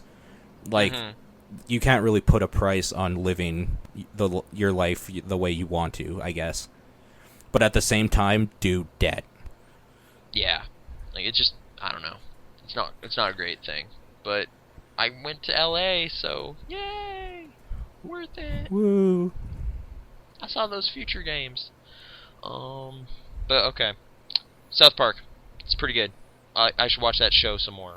There's no good way for me to see it, though, comfortably, I've realized. I know. Like, It's not on Netflix. It's not like the Canadian website doesn't have it. The Comedy Central stuff just doesn't. And then, do you want to risk downloading and maybe getting like weird viruses and stuff that'll steal your bank account information? Like, I don't know.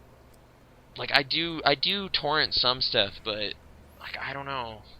It's just. It's not on iTunes, is it? Because I would pay for that show.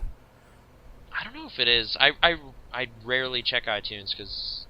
I don't. How much is it per episode? There, like $4 or something. Oh yeah, I don't know. I don't. Like at that point, I might as well just start buying box sets and then. Just straight up, I don't even pay for stuff on iTunes. Like, I don't buy stuff off iTunes ever. If anything, I'll buy it off Amazon. Oh, okay. Oh, dude, it's probably on Amazon. Oh, like just buy seasons? Well, you can buy episodes. What? Do they have that here? Like Amazon streaming stuff? Or like, it's in streaming? Yeah. I'm pretty sure they do. Okay. You can buy songs like that. Again, up here? Like, you can buy songs up here like that, yeah, I remember for sure. when, like, it was 2 years ago at this point, but when that Kanye West album, like what's it called? The Gay Fish, you mean? Dark Twisted Fantasy or whatever? Gay Fish. Because he likes fish sticks? I don't think I'm getting this joke. South Park episode? Oh, okay. Did you see that episode? I don't know. Depends. Was it in the last 3 years? I mean, I've seen it, and I haven't seen the show in probably 3 years. It's kind of old. It has Kanye West in it before he was like an asshole. Okay. Before the Taylor Swift thing, and like Jimmy and Cartman create a joke, and it's basically the joke's like, "Do you like fish sticks? Yeah. What are you, a gay fish? Because it sounds like fish dicks or something." Okay. And then like someone says it to Kanye, and he just doesn't get the joke and or understand why everyone keeps calling him a gay fish. Mm-hmm. So yeah, that's the joke. Great. I just killed it for everybody. I just don't remember that, but okay. Kanye West. What was I? Oh yeah, Amazon versus iTunes, they were having like a price war, and that album was like $3 on Amazon. And I clicked it, and it was like, haha, you don't live in the right country, so no, you can't have it. So. Oh, that sucks. But that always sucks when that happens. That was 2 years ago, so maybe they fixed it. Speaking about TV that I've seen, but may or may not have paid for, Eastbound and Down Season 3? Yeah, still pretty good. Still pretty good. I have to watch the final episode, but everything that happened in between there, pretty enjoyable. Will Ferrell shows up again, but that doesn't mean much for you. Craig Robinson has an eye patch. Great. Yeah, I'm in. There's a biker gang. It's pretty good. Powerpuff Girls, I watched one of those. There was some amoeba guys that got sick, and they started this horrible pandemic, and it almost killed everybody. From what I've seen of that show, I like it quite a bit. It's fun. Like, I'm still not used to, like, 2 10-minute chunks. Like, it's just so fast-paced stories. It's just like, you can take your time and just kind of... No? Okay. Like, it's, like, lightning quick. It's crazy. Yeah, I guess. Like, but that was Aqua Teen as well. Yeah, I never watched tons of Aqua Teen. Oh, okay. So, it's like reminding me of Rocky and Bullwinkle or something, where there's just super fast little And now tiny for something stories. we hope you'll really like. Is that Rocky and Bullwinkle? Robert De Niro shows up in there? I never saw that movie. Oh, I never saw that movie either, but that's what Rocky would do. Like, they would have a little short, and he'd be like, "And now for something we hope you'll really like." And then it's like something else, and it's usually that Sherman and Peabody, which is great. Okay. I have to do some homework on all of these things. I barely remember. He's a moose, right? Bullwinkle? He is, in fact, a moose. You know what? Okay. Just watch Full House. Do they reference it a lot? Dave Coulier, because that's like the only impression he could do besides Popeye, and he was supposed to be like the comedian or whatever. Mm-hmm. So like he would always do that voice. It was so fucking annoying. Newsroom. Great transition. I've no... Speaking of... No, there's nothing. I have no cartoon animated moose from like 50 years ago. Yeah, sorry. I really like that show. I think I'm at a point where this still haven't episode, seen it. Some people like the second episode I guess is the weakest of the 4 so far, but 3 and 4 are pretty great, especially if you don't like the Tea Party and extreme right-wing politics. Well, I mean, they had that one good song, right? That Temptation. The Tea Party? Yeah. Man, all these references are just things I just don't know. I'm sorry. Is this a band? When were you born? Oh my god. Like, if you're like, the Boston Tea Party, you know, from history, then I'd be like, yeah, they threw all that tea in the ocean. But I have no idea if that's the... Oh, they perform music? Or that heaven coming down or whatever. What? And it feels like heaven's coming down. No? The Tea Party's Hot Jam? I have no idea. Oh my god. Zero. Okay, so I'm sorry. You gotta go online and pick up all of the Big Shiny Tunes mixes to get caught up on the 90s. Oh, I always heard ads for Big Shiny Tunes 6 or whatever, but I don't need those. Actually, you know what? No. Because I own them, and I will send you a torrent of all of them. Great. Get caught up on my, what is this, late 90s pop culture? Late 90s, like 91 to 2000. Great. You can listen to some Sweet Dreams by Marilyn Manson. Like, that's your music sweet spot, and then there's the point where you don't know what's happening. And then, your point of not knowing is the 90s, and then your sweet spot is 2000 on. Yeah. It's just mixed together, we're the perfect human being. Who cares? Yeah, we got all of the information you need to know about 1990 to contemporary present day.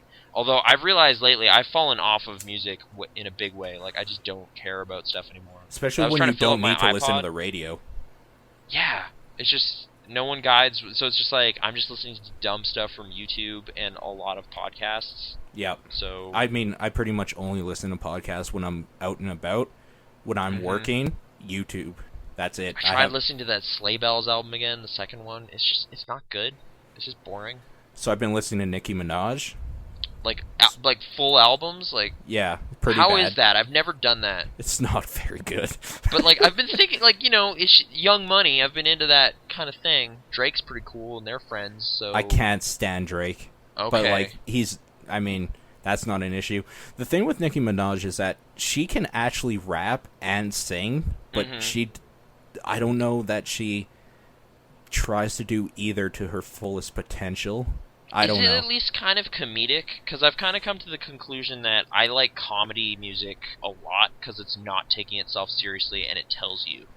No, I think she takes herself seriously. What I like about Nicki Minaj, and I've said this to quite a few people that ask what the hell I'm doing with my life, is that I like Lady Gaga for the same reason. I really respect musicians who do stuff their own way, even though, people might hate them for it. Okay. And that's totally, Nicki Minaj is the Lady Gaga of hip-hop. So, I like hip-hop, and I like Lady Gaga, so Nicki Minaj is kind of the stepping off point for me in that area, I guess. The perfect combo. Exactly, and I get super bass stuck in my head real easy. Did I tell you about the little girl singing super bass? Oh, that was on Ellen and everything? I don't know if it was on Ellen. It was on YouTube that I saw. It's an 11-year-old girl. And I think she was then invited to be on Ellen. Knowing that song really well, yeah, it's real bad. Because that song is all about just, getting fucked by dudes. And, hearing an 11-year-old say, he don't even got to put the Mac on, all he got to do is give me that look, and when he give me that look, the panty's coming off. Yeah. You're just like, oh, God, no. Yeah, I think I did see that. That bubbled up on Reddit when it was happening. And, yeah, weird. Okay. But, okay, how many albums are there now? 2? Oh, I don't know. like I said, YouTube playlists. YouTube playlists. That's how I do music now. I don't even put stuff on my phone or iPod anymore. It's just wherever there's internet, I hook in and I listen to my YouTube playlists. Oh, okay. I kind of still need to do iPod stuff for when I go work and such. But podcast, dude. Yep. Oh, Stitcher or something? Even driving and stuff, I used to listen to podcasts all the time because it keeps me calm. Music tends to either make me want to drive fast or, relax a little bit too much. Just listening to, talk radio and stuff, that's where it's at. It's not bad. I should probably add some more. What I'm saying is, you should probably all download every Media Monks thing we've done and listen to it all the time. They're great, subtle, nice little plug for the show. Oh yeah, and top-down perspective if you like video game talk. Yeah. Newsroom. I don't know how to continue on that. I like it. I'm trying to think what to say about it. Try not to ruin anything, because, like, yeah. I do have them all. I just haven't had time to watch it, honestly. I guess the thing, like, they're starting to juggle the relationships of the characters a little better than they started off with. Like, that's a good thing, though. There's some good plot business that's starting to really take flight. Like, there's a larger issue that's starting to form the arc of this season, and I'm really digging where it's going. And yeah, the performances are still great. The news stuff is all pretty topical things that, like, you remember from the past year or two of stuff. I like how recent history this is. Like, it's like, that was a big news story. That was a pretty crazy weekend or whatever. It's like, yeah, and they're on that too. So good stuff. And then yeah, Breaking Bad started up again, which you allude to. Like, what season are you on? I'm still halfway through 2. Okay.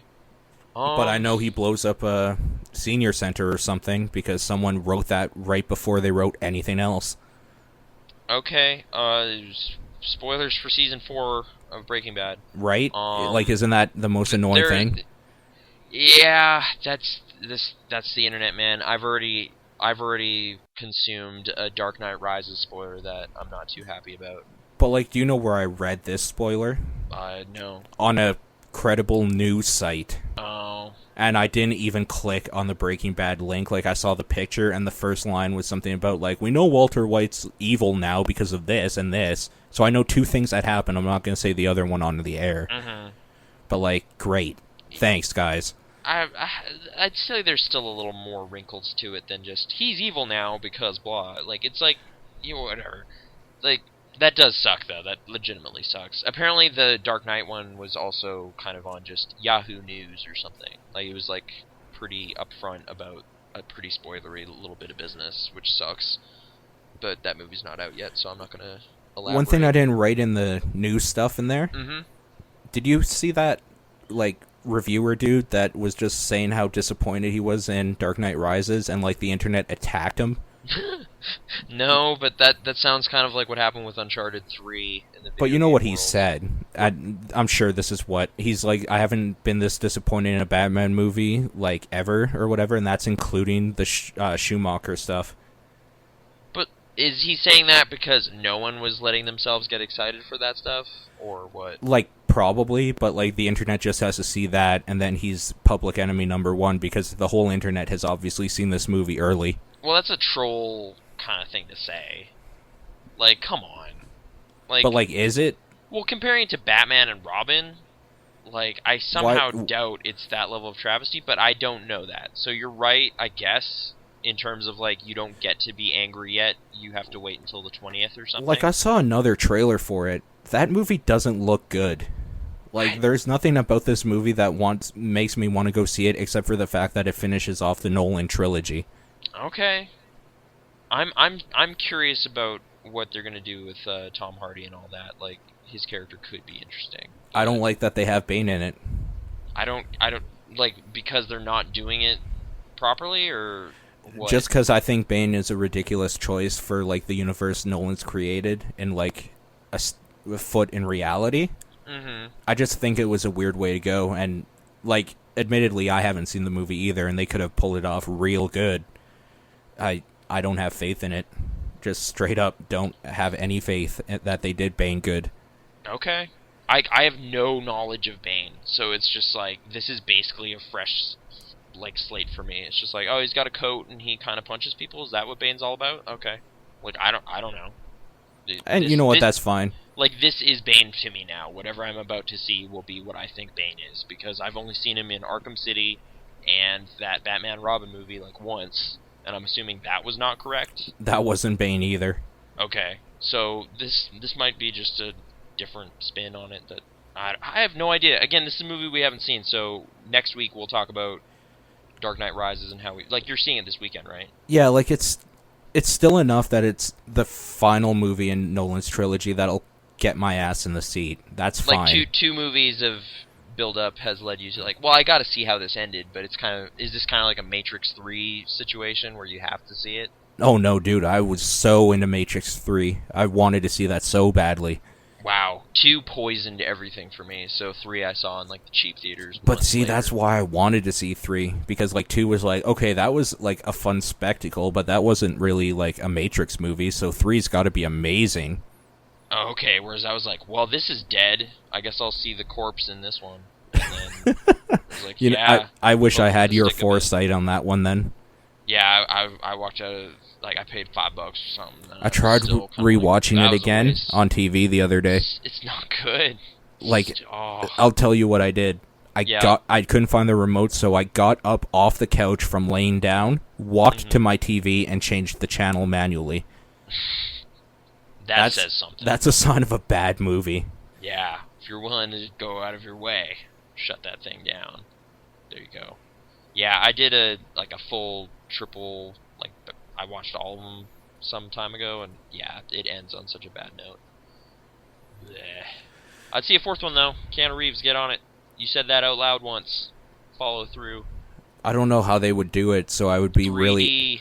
I would be super interested to see what direction they take with that. Bullet time in 3D. I've already seen that in that Resident Evil movie, but I don't know. I like that Resident Evil movie. I like everything with Resident Evil in the title. I like. So I don't know. I'm a really bad litmus test for anything with Resident Evil, so never listen to my opinion on that. Okay. Speaking about being evil, Walter White is pretty crazy. No. Yeah. Yeah, I don't know. I can't really elaborate about the episode. It was okay. I'm still at a point with that series where I'm not sure. It's not one of my top shows or anything, but there's things I like about it, so I'll see it through. But yeah, they didn't even wander off from where I thought they were going. I just kind of realized I was walking down the wrong path the whole time or something. Like, I don't know. Right. Like, I was watching the wrong show or something. Right. I was like, yeah, I still don't know what happened. Like, for the longest time, I thought I was basically watching, like, Coen Brothers, the TV show, like, just crime drama stuff that was really funny and dark and stuff. And then at some point, I was just like, wait a minute, this isn't that. This isn't even close. This is like, oh, alright. And then everyone else was still super stoked about it. So, yeah, Bryan Cranston is still cool. But I shan't elaborate who's still there and who's not. Yeah, please don't. I mean, god damn. Anyways, so like Breaking Bad, it's still good. We don't need to beat a dead horse about it. And speaking of dead horses, I went to the Stampede. Yeah, and 3 of them died. Yep. I was trying really hard not to laugh saying that because I sound like a total asshole, but I don't care that they died. You know, this is, like, I said this yesterday and got some, like flack from, like, my cousin-in-law was just like, what? That's not an okay opinion. This is just statistical, dude. Like, you put that many horses in a athletic competition, small percentage of them isn't going to make it. Okay, but, like... So, that's just reality. But then you realize these horses are, like, the star quarterbacks, like, of this event. Yeah. Like, they're getting all the bitches, they're getting the best food, they're getting everything amazing. So, like, the fact that they died, whatever. What about all these animals that are being bred just to die? Yeah, I read an opinion piece in the National Post or something that basically said the same thing. Like, it's like, unless you're being, like, you're like, oh, if you're going to throw some sort of weird moral thing at this because they're animals dying because of entertainment, and then you're like, well, those ones are for food, so that's fine. It's like, whoa. That doesn't automatically make how they're treated fine, because these are awful conditions that you can't dispute, whereas these are like, yeah, exactly, like the celebrity superstars of the horse world who tragically died in an accident, and, like, the people who cared for them are totally bummed about it. No, like, for them, it's like losing a family member, because it's like their dog dying. Yeah, this is a big deal for those cowboys and stuff, too. This is not just some, you know, oh, I have this, we gotta kill some cows, like, or whatever. Like, it's yeah. So, kind of a double standard is happening, and it's weird that animal rights people seem to get really angry at this event, specifically the Calgary Stampede, and not the everyday, day-to-day stuff.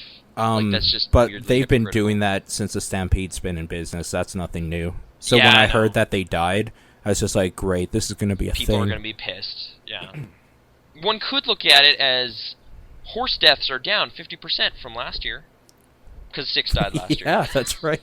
So, I mean, improvement. This is better. This year was not that bad. And you know what? It was totally unavoidable from what I heard that happened. One had a heart attack or something. One of them had an aneurysm explode, and then it collapsed, and the other 2 couldn't run away. Right. So, I guess maybe if there's some other extraneous stuff, are they juicing up these horses on stuff or something? Is that just part of the practice? I don't know. That's probably part of the practice. I mean, people have to remember, horses before chuck wagons and stuff, Native Americans and stuff, everyone would use them for everything. Mm-hmm. They were basically cars, carrying stuff and pulling stuff and carrying people and chasing after people and animals and stuff like that. So they're always bound to die. Everything that's living can die. So I don't get what the big deal is. These horses had a good life, and it's not like people are super happy about this either. Like we were saying, it'd be like one of your kids dying because you spend all this time growing them, feeding them, training with them, and then all of a sudden they're gone. That's a huge hole for the people that are involved too. Right. And it would be I'm not even the target market for this. I don't go to the rodeo, but if I saw that happen, it would be a gut-wrenching thing. It would just be oh man, no, totally, that was crazy. But then you just kind of casually keep eating your burger, and you don't think about that at all. Actually, that would bother me quite a bit to see that in person. To see a slaughterhouse? Oh, not a slaughterhouse. Oh, okay. No, Oh, no, yeah, that's exactly, I mean, an accident is crazy, but then if it's just, the industry that produces that weird deep-fried sandwich you just ate, which don't eat that, but that's what's going on there. They have turkey legs and stuff, too. I think, and more than anything, it's a little heart-wrenching to see such, a strong, kind of, majestic animal just, succumb to a weakness. It's just, the standard thing. It happens in sports, too. When you see, the star athlete, get their leg broken in half or something. Get hit real hard. And it's well, he'll never play again. So it's oh, that sucks. That's no good. Yeah. But yeah. I don't quite understand the... I did ask kind of... one of my professors is actually... He was doing a whole class on the Stampede this year, and I asked him kind of about that whole aspect of it, and he says the only reason they kind of show up at the Calgary Stampede is because it's the one big rodeo that everyone kind of looks at. So, this is just normal practice for the industry, and there's totally regulations in place and stuff to care for them, and they're actually their standards are extremely high. It's just this just happens. This is just an unavoidable kind of thing. I guess if you're going to debate, do we need rodeos anymore? Isn't this basically just ancient chariot races or something? Sure, I guess, but then you're just disputing one type of entertainment versus another. But then you're getting into this whole thing about cultures, and it's a whole that's messy not issue. That's just that's outside of any if you're not into it, you're not into it. That's fine. Just don't go pay to see the rodeo. That's how you. Because at the same time, protest, in India or whatever, they would be appalled to see how we treat our cattle. Yeah. Just different standards. As soon as you go into cultural things, you're never getting out, so that's probably not a good place for us to go. Well, yeah, it's just people electing to rain on somebody else's parade, and you don't need to do that. Just, sort out your own end of it, eat your hemp or whatever you want to do. I don't want to be super dismissive to animal rights, animal rights activists, because some of them have valid battles. Totally, the Shriner circuses with the bears and stuff. That's disgusting. Mm-hmm. And I heard some anecdotal stuff from my cousin yesterday that there was some pigs there that were basically there for exhibition, and they seemed to be sedated, which was a little weird. Just this giant sow that was just kind of lying there, and this is kind of strange to exhibit animals for amusement in any capacity. Zoos are pretty weird too, if you really think about it. I mean, speaking on that, I was at San Diego with family about 2 years ago. Do you know how heart-wrenching it is to see a polar bear in 100-degree Fahrenheit heat? Ugh. And he was just like waddling around, just trying to find what to do. I thought it was disgusting. They don't have an indoor enclosure for him? No, like there was an indoor part crazy. And a pool, but like I remember we lost our polar bears too because it was just we didn't have the conditions right for them. And we're Canada. Yeah, like we have that penguin exhibit now, but it's all indoors and it's it's pretty nice. They went all out with that thing. But see, that's the weird thing too. For the penguins in San Diego, they had the same thing. They had a nice enclosure. It's nice and cool in there, and like ice water, and it's all dark and stuff, so it doesn't get hot. But then like, are just like, nah, whatever. But then the like 500-pound creature that could kill everybody without a thought, let's piss him off. I don't know. It's animal rights. It's a thing. But anyways, the Stampede itself kind of sucks, right? Yeah, I went this year for 2 reasons. One, it was the 100-year thing, and 2, there was some manner of My Little Pony event that I had to see because it was in my city, and I have to do due diligence and go check that out. That's fair enough. Yeah, but yeah, like I guess there was some evidence that it was a special one in terms of like there was more like an exhibit that was kind of like a museum, like some historical stuff or whatever, like the history of Calgary or whatever. That was kind of neat. But overall, it was just like, yeah, this is pretty much exactly what I remember from like 5 years ago. The Midway being full of people. Well, the Midway just being like hella lame, and like once you've been to any kind of proper amusement park, the local carnival just is a waste of time. Like I don't know. What about those carnivals that they set up in like mall parking lots? Extra waste of time. Like I guess. Like if you're like, oh, I could use some cotton candy, like that's a that's a thing. But fun fact, Tower Lane Mall. Yeah. They had before like they built a bunch of buildings there. Now there's a Staples in the parking lot. That area they used to have a carnival thing. Yeah. That's where I had my first date. Awesome. At the carnival. You go play some Midway games, win her a giant poodle or something. No, we went on the Zipper. Okay. I don't know what manner of ride the Zipper is, but it's go up, like down, like a Ferris wheel. Only instead of seats, you're in a cage and you rock around. Great, huh? And how was that? How was the Tower Lane Mall Carnival experience overall? The Zipper was like the only thing they had, and I hope I never speak to her again.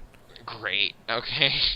So back to the Stampede's mediocre, like, I don't know, there's like a bungee thing, there's like a zip line and stuff, but I was there by myself because no one else really wanted to go that much. I would have went.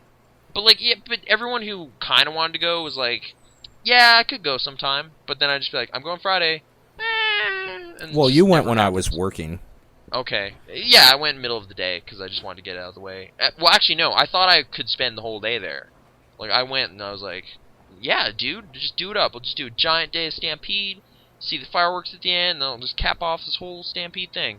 By, like, hour 3, I was like, oh, I guess I'll watch the second show of the My Little Pony thing, even though it was terrible. Like, it was not very good, but at least there'll be people there. And that was the best part. I did get to talk to some other enthusiasts. That was the most interesting thing that happened there. But, yeah, just for that story, it was totally a kids concert, so tons of, like, strollers and stuff. But in both shows, there were some awesome people awkwardly standing in the back with, like, rocking a shirt or something. And that's how you know they're cool. Right. And first show, dude walked up to me, and he was like, oh, hey! And then it's like, yeah, I'm here for this, too. And then we started talking a bit. That was the only other guy I saw at that one. But then the next time, there were some dudes rocking Fluttershy shirts. And there were some people from my local meetup actually were there too. So that worked out. If you want me to break down the problems I had with the storyline, I could, but that might not speak to too many.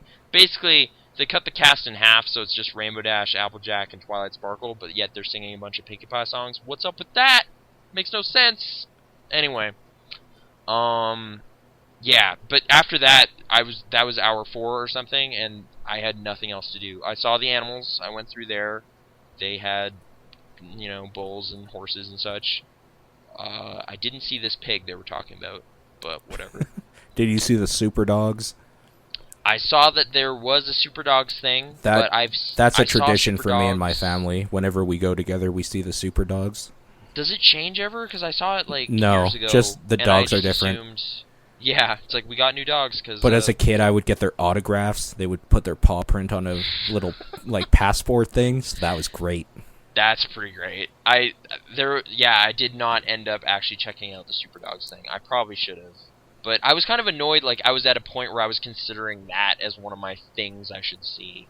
Because I thought there'd be more going on. It's I pretty thought there were a bunch good. of concerts and stuff. Okay, is it just an obstacle course or something? They just run these dogs through hoops and... essentially, yeah. It's like a dog show, but with no prizes, because it's just an exhibition? Dude, autographs. Okay. They apparently had some sort of Stampede passport I could have gotten to be I saw this exhibit. I went and saw the First Nations thing. They had teepees, and that was cool. But it was the exact same as I remember from years back. There was a giant flagpole, kind of little village there, and that was it. Yeah, and then, terrible food. But they didn't even have terrible food I wanted. I was hoping for a beer-battered hot dog. Nowhere to be seen. There was a place called Fat Dogs with a PH. Nice. Which was pretty sweet. I took a photo of their sign. Do they give you autographs? I did not ask for the hot dog vendor's autograph, so it's arguably worse than Super Dogs. Dude, what do you think they would do if we went to just normal people? One of those food trucks? Oh, dude, can I get your autograph? No, one of those food trucks. And just get a Polaroid of the food truck, and then be could you sign this for me? It's just dude, what?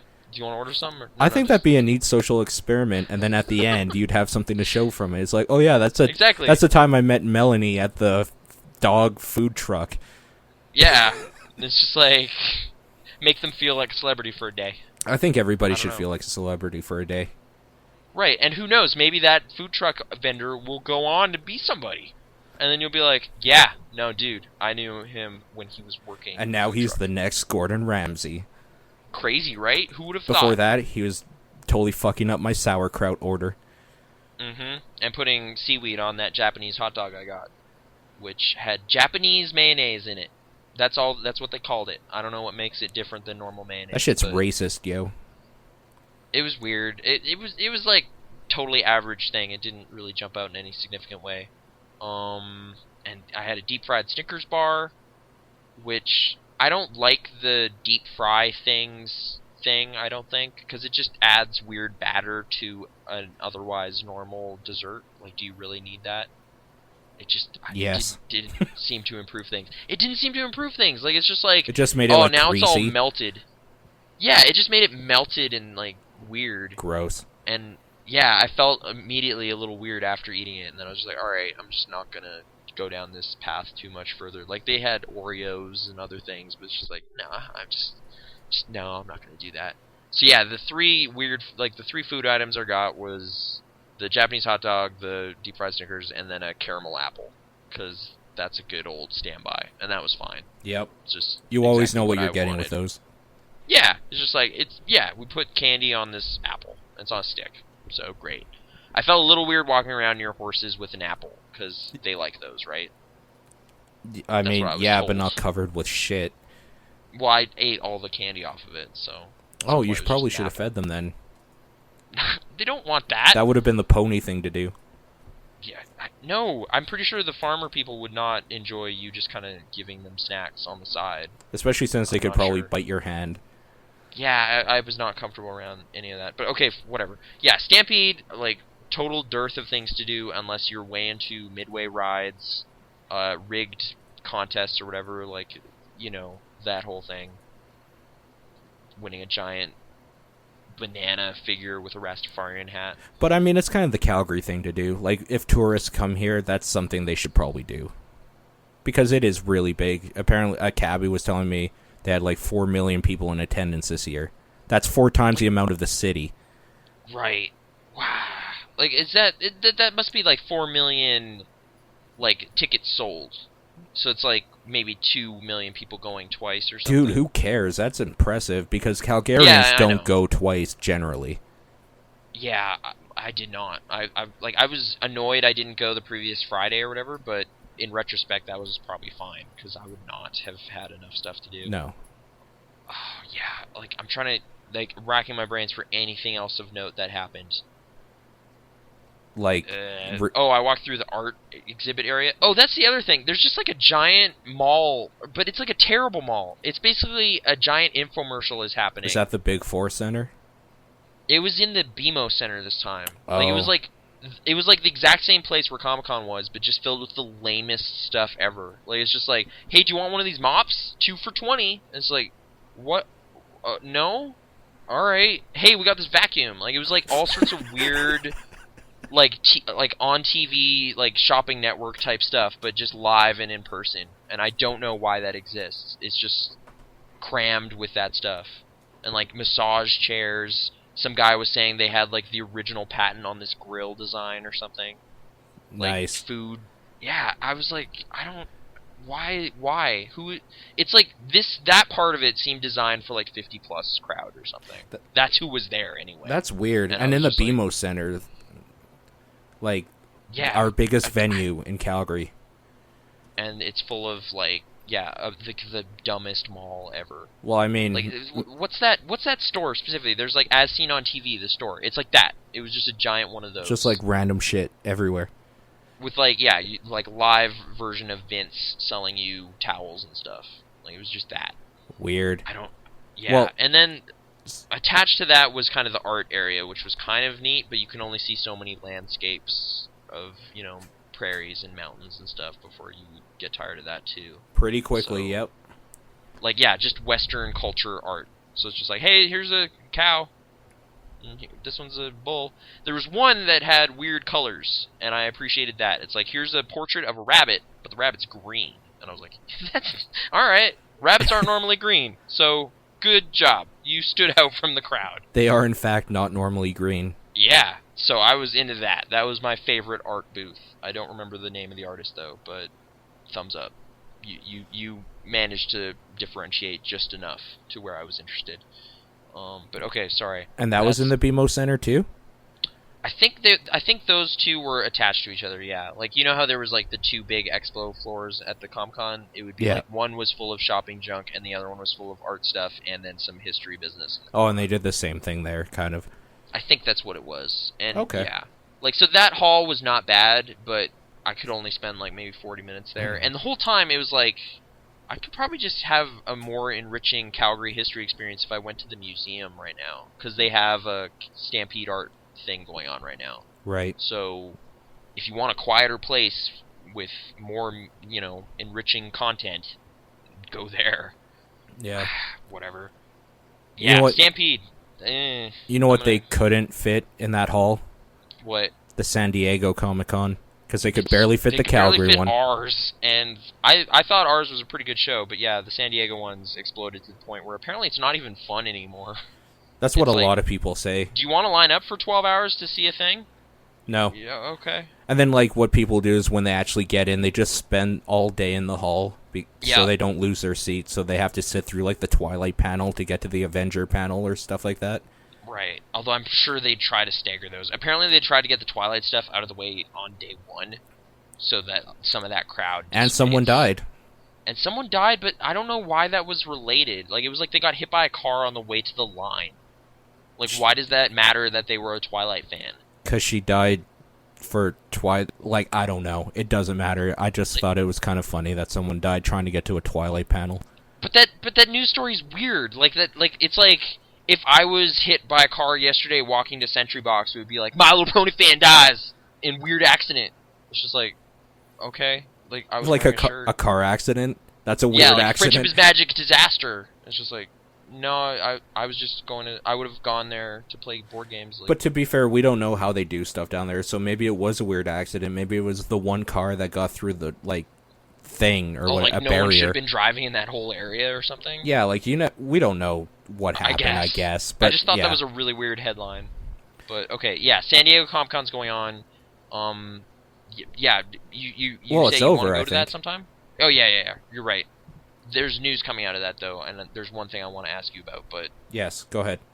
Okay, There's apparently a follow-up to the Thomas Jane Punisher movie. Yeah. Has this been on the radar for a while? No. Okay. Because, like, I saw a 10-minute video this morning that was just kind of a big, elongated tease for that, and I was like, oh, weird. Do you care? Like, I didn't hate that movie. I don't remember it. It's not great, but there's a couple, like, I was talking to my friend Ryan about it yesterday, too, because apparently he just rewatched it, and apparently it's kind of garbage, but I just remember little moments, like, just really cool little, like, bursts of violence that happen, specifically. Like, you know, like, he'll break off a part of a paper cutter and then just smoke a dude with it. Or at one point he stabs a guy through the bottom of his, you know, punches his chin, and then the blade goes up through the bottom, and you can see it between his teeth. And I thought that was awesome. So there's, like, little flickers of coolness throughout this kind of mediocre whatever revenge movie. But I liked things about it. And then apparently Warzone was just terrible. I never saw it.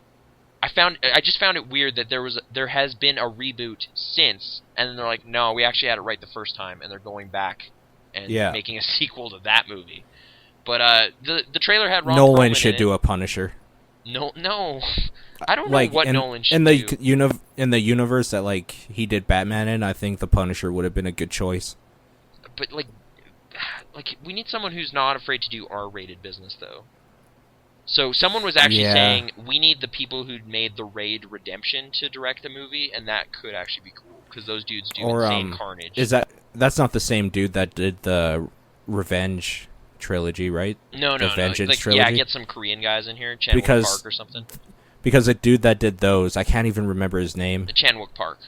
Right. Park Chan-wook or something. I don't know how they order. No, you were right the first time. Okay. He would probably be really good at that. I don't know what that dude's doing now. I think some of those guys are making American movies now, but right. What country was the Raid from? It was somewhere weird, like Mongolia or Indonesia or something. I think, I mean, we talked about it. Yeah, so it was pretty cool, but... Go to episode 27 or whatever for more? I don't know. It's somewhere. The Raid. But anyway, this movie, Ron Perlman was there. He was in it. He was, you know... Oh, you mean Hellboy? Yeah, but he was in a wheelchair and really sad. War never changes. Yeah, but he was... Actually, dude, he literally talked about war at some point. He's just like, war keeps going or something. Like, did he say that it never changes?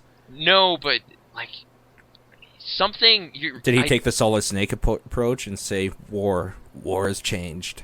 No. I don't remember now, but you just remind... Like, I actually now want to go back and see what exactly he says, but he says something about doing 3 tours and then coming back and there's still war in the streets or something, and it's just, like, gangs fighting. But, yeah. The trailer itself, like, did you watch it, or had you just kind of heard it? I just heard from you now. Okay, great. So I had no idea. Yeah. I hope this isn't actually stuff from the movie, because it was kind of heavy-handed and kind of corny.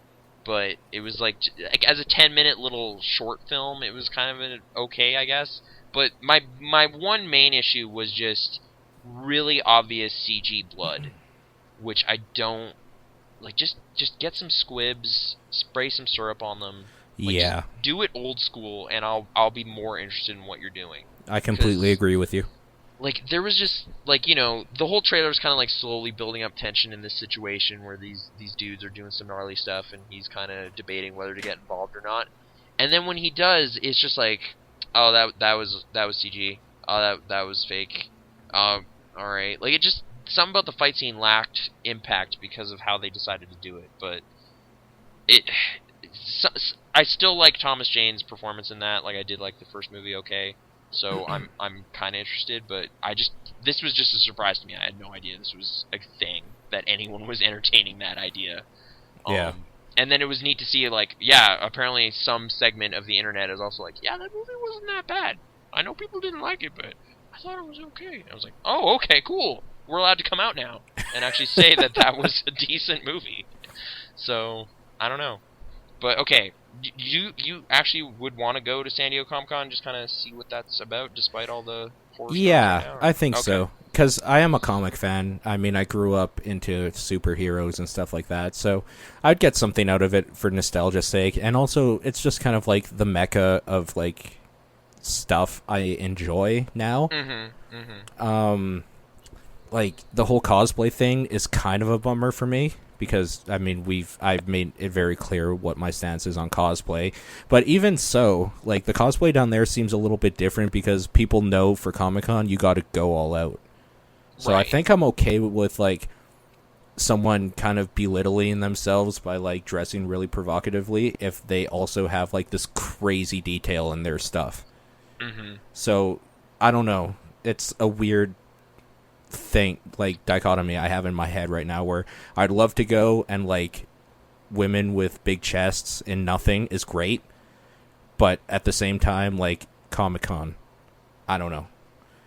And so, having to pay for it, like, how much does it cost to go nowadays? Well, I mean, for us, we would need to fly down there. We would need to get a hotel.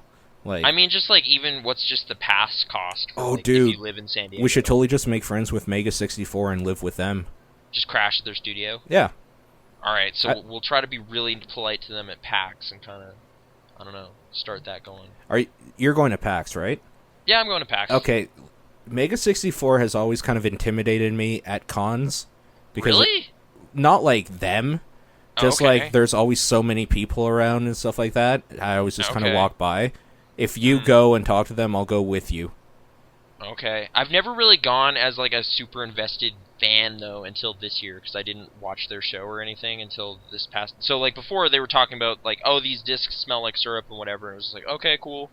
But now that I actually have more invested in that whole thing, it might be like, I'm trying to get more invested in their stuff, too. I want to go to their panel this year. I've never gone before. It looks like a lot of fun. Yeah, like... I'll do more stuff pertaining to... And the Friends theme, when they come out, that's kind of great. Yeah. I'm just curious, like, what you do at San Diego. Like, would you go to a panel and just invest a day in doing that, or would you just kind of hit the floor and kind of soak in the whole cult? Like, what do you see yourself doing in your head? I'd hit the floor with my camera and try to get all that in. Okay. So, mostly just... like shopping even, or no? Yeah, definitely shopping. Okay. Man, I just don't want to end on this story, but it's the last one. Yeah, but I have some questions. Okay, I don't know much about the situation either, so... Nobody does. You have questions about other stuff? Oh, okay, this is, yeah. Sylvester Stallone's son, Sage, apparently what's the story? Like, he passed away, he died. He died, yeah. Mysterious circumstances, or what? Well, no one... cause of death hasn't been released yet. They don't know. Okay. Like, breaking news, son. You heard it here first. I heard it yesterday, actually, but... I know, and this is going to be, like, a week after. Right, so maybe we'll know all the details by the time you hear this, but at this point, we don't know. All we know is Sylvester Stallone is probably pretty bummed out, and he was just at San Diego Comic-Con talking Expendables. Expendables stuff. Yep. So, what do you know about what happened? I don't know very much, just that his son died. I just felt we probably should make mention of it. Right, since we have a running theme of pouring things out for people we thought were cool. Exactly. Maybe that should just be like a weekly thing. Like, pour one out. Rocky 5 and Daylight. I'll make a little bumper for it. It's like people that have died, and then like the sound of like something pouring out on the sidewalk. Yeah, or I'll actually start buying 40s like I said I would. Dude, no. If I don't like them, actually pour them out. You won't like them. Okay. Just get some Jack Daniels. That's actually the weapon Punisher uses, is a bottle, and it does not break. You can apparently hit like 20 dudes with that, and it won't break. With a Jack Daniels bottle? Yeah. Oh, easily. I've dropped it on cement before, and nothing. Yeah, and in the Reddit comments, it was like, well, probably not to this extent, but if you're ever in a bar fight, that's the one you grab. Yep. Just a piece of advice. It's essentially a bat. Okay. Yeah. I was kind of like, what? But then it's like, dude, movie bottles break on purpose. This is actually more realistic than most movies you've seen. It's like, oh, okay. He then proceeds to set the actual alcohol on fire. So that is not actually plausible, but whatever. Yeah. But, man, yeah, okay. So, yeah, there you go, commemorative Rest in Peace Corner. This is now a weekly feature. It's not a good feature to have. Let's move on to questions. I only have one, and I'm sorry, but it's very tailored to my interests. It's about ponies. Yeah, this is from Brooke. What do I want to happen in Season 3 of MLP? Now, as everyone I want them knows, all to die. That's awful, Paul. I can't believe you'd say that. As everyone knows, at Comic-Con they had the panel, and there was a bunch of little teases and stuff. The Crystal Ponies, I don't know what they're all about. But anyway, okay, just to cut through, Applejack needs a song. She hasn't gotten one yet. What's with that? They're doing, apparently, Fluttershy turns into a dragon or something. I don't know what that's about. I guess I'll find out. Discord might be back. I guess that's cool, but I don't know. I don't know. Just surprise me. Just do stuff. Maybe flesh out Shining Armor and Princess Cadence a bit more. Sounds like they might do that. Paul, what do you want to see in Season 3? Okay. So, you got My Little Pony. Yep. You got Snow White. Oh, okay. Like you got the Huntsman? poison apple from the Queen and Snow White. Yep. Fed to all the ponies. So, poisoned apples. This sounds like a... Okay. So, at next Nightmare Night, like, Luna plays a mean trick on everybody and poisons the Duncan for Apples barrel. Puts everyone to sleep, and since there's no males around, the kiss won't wake anybody up. It's the saddest ending ever. There's male ponies. No, there isn't. What? Shining Armor? I just said, like, Twilight's brother. And, like... Why the fuck would I know that? Big Mac? Yeah, I know. Okay, fine. I don't know. I look forward to 26 new episodes of awesomeness. Do you just, like, know... Maybe do you just know all the ponies' names off by heart? Name the main 6 cast. Instantly.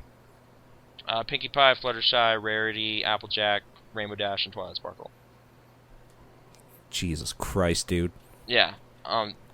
That's okay. I can name 20 10, Skylanders. Yeah, exactly. Name 10 Skylanders or something. Like, it's whatever. Apples and oranges, like, same thing. right now? You know what? Sure. Why not? We'll end on this. Chop Chop, Trigger Happy, Spyro, Sunburn, Stump Smash. Yeah, Stump Smash. Gil Grunt, Stealth Elf. Did I say Stealth Elf yet? Yeah, not in this lineup, no. Okay, Bash. I'm just trying to remember some of the other ones here. There's Hex. There's that boomerang guy. I can never remember his name. He looks like an alligator with 2 boomerangs. Mm-hmm. Yeah, like, I don't know. I get what you're saying. But yeah, you're past 6, so now I gotta go with, like, Sweetie Belle, Apple Bloom, Scootaloo, and, I don't know, Vinyl Scratch. There, 10. Those are ponies. Drobot, Flameslinger. I don't know. Okay. This is going to go on for a long time. Right. Okay, so if you want to send us questions, Twitter... I still have some. What? You got questions? I said that right before you did. Whoa. Okay, what do you got? Okay, so David Duvall on Twitter asks why you know Bring Black Hole Sung. Like to a Rock Band party or something? Isn't that one of the default Rock Band 1 songs? Okay, so you know that song at least. Yeah, dude, we played that so many times one New Year's Eve because we only had the 1 disc of songs. Fair enough. Played the same 20 over and over. But okay. Yeah. Okay. So there's your answer. Eno Mezzo on Twitter. Mm-hmm. Fuck, Marry, Kill. Oh, right. I did answer this, but okay. Terry Schiavo, the Octomom, and Lindsay Lohan. Okay, well, this is easy because Terry Schiavo is dead. So right. So obviously you would fuck her. Reality. So obviously that would be the kill because my job's already done and I don't have to murder anybody. No, see, if you fucked her, logic. you wouldn't have to listen to anything. Oh, that's awful. Okay. Yeah, I guess. Yeah. Okay. I know everyone hates Lindsay Lohan, but we're kind of the same generation, man. She's like a year older than me, so that's the Mary, and then fuck Octomom, because I don't really know who that is. Okay, so here's my answer. You're right. Yep. Kill Terry Schiavo, because she's dead. So, done. Apologies to anyone who's bothered by that notion, I guess, but it's And true. Also, like, it won't get us in jail. Yeah, so I don't want to go to jail over one of these dumb, weird things, so, you know, the hard part's over. Octomom has a bunch of kids. Yeah. And she's also in a porn, so she's easy, so fuck her. She's in a... Yeah, I think I heard something about that. And Lindsay Lohan has money, so marry her. No prenup. Okay. Yep. But you know, you could probably also talk about the same music and stuff. Okay, wait. I have one for you then, specifically for you. Fuck, Marry, Kill, Applejack, Pinkie Pie, Twilight Sparkle. I don't do. Oh. Okay, wait. This is terrible. I don't want to kill any of them. I don't. No, you have to. Weird. At least what? It has to be one of them. What was the three you? Applejack, Pinkie Pie, Twilight Sparkle. Okay, marry Pinkie Pie. That's adorable. You would have the cutest wedding. It's terrible. This is the worst. Okay, man, you just using the word fuck and next to it just makes. I don't want to kill anybody. I just really don't want to. Do I have to kill them? You have to. At least one of them. Kill one of them? Yeah. Worse. That's the way it goes. Man. That's not okay. Would it help if I changed Applejack to Rainbow Dash? No, I don't want to. Rainbow Dash, okay, maybe because Rainbow Dash seems to die in every single grimdark fiction there is. Okay. So I would kill Rainbow Dash, I guess, because it's a thing to do, but I would feel really bad about it. But you know, let's just say we're in the Cupcakes universe or something, and then Piggy and I run off. This is something weird, and then yeah, I guess there you go. Conjugal visit with Twilight Sparkle. Yep. Great. Thanks, Paul. Never letting me live that down, are you? I don't know. Like, whatever. That's a question that's been going around, I guess, on Formspring and stuff too. Similar stuff. So oh, really? That's so. I've managed to stay out of it. But yeah. So okay. Actually, no. That was actually more real world. It was with the voice actresses, which might be creepier. But I don't know. I only know Tara Strong. Yeah. And I would do two of those things to actually. Let's just not talk about this anymore. You could probably get away with doing all three, like marry first, kill, and then you know what? More other questions. Necrophilia. Great. Next question. Come on. Okay, so I'm grabbing from my Formspring here, just for people. So, Game Junkie on Formspring. Mm-hmm. What platform do you use to play most, or what platform do you use most to play games with? Well, up until a couple weeks ago, it was the Xbox 360. Any update on how that's going, or is it just... I don't even know how to take it apart yet. I have to look up a video just to take it apart without breaking things. Okay. Fair enough. You can't see any screws on the outside. So right now, just because of volume of games I have on it, I've been playing a lot of PC stuff. And it's cool. Like, I'm pretty happy with it, I guess. But I can't wait until I get my main thing back. That'll be good. What about you, Paul? My answer, I'll just stick with because it's true. I rotate them as much as possible. The Wii is the only system I don't turn on at least weekly and play a game on. Mm-hmm. So, yeah. The Wii is the only one that's not useful, you're saying? The Wii's the only one that maybe like every 3 months I'll play a game on. Yeah, it's hooked up still for me, but that's mainly because I was using it as a GameCube. It's hooked up for me because I bought Metroid Other M for $7, so nice. I'll get to that eventually. Mm-hmm. Okay, what's your opinion on Cronenberg? Are there any movies of his you liked? I just said he's one of my favorite directors, and his 80s, 90s Cronenberg stuff is my favorite. Videodrome was probably my most enjoyed. Yeah, I do quite like Cronenberg. I like how kind of weird and far he'll go for some stuff. Like, Crash is an interesting movie, despite it being weirdly it's something. Like, uncomfortable to watch for a bunch of reasons. But yeah, like, it's kind of the two that I find most interesting in terms of just their musings about media and stuff are Videodrome and Existence, which is kind of like a iteration on it with video games involved. Right. So those are the ones I found the most curious. In terms of one I just enjoy throwing in and watching, though, it's probably A History of Violence. History of Violence, like just 85, yeah, definitely. 90 minutes of just like, I don't know, weird crime fiction business with a gnarly, awesome ending. So of just like a dude just like transforming from what you thought he was at the beginning to something totally different at the end. Yeah, and William Hurt showing up at the end there, it's just awesome. That's like the best like 10-minute performance ever. It's so good. So yeah, I that's my like go-to one. I've probably seen the most times, but yeah, in terms of more serious thinking about and writing about and stuff, like Existence and Video Drama are the two go-tos. Definitely. I've seen most of his stuff, but yeah. Last one. Have you heard of Epic's first Unreal Engine 4 game, Fortnite? If so, do you think it has a potential to be a great co-op survival sandbox game?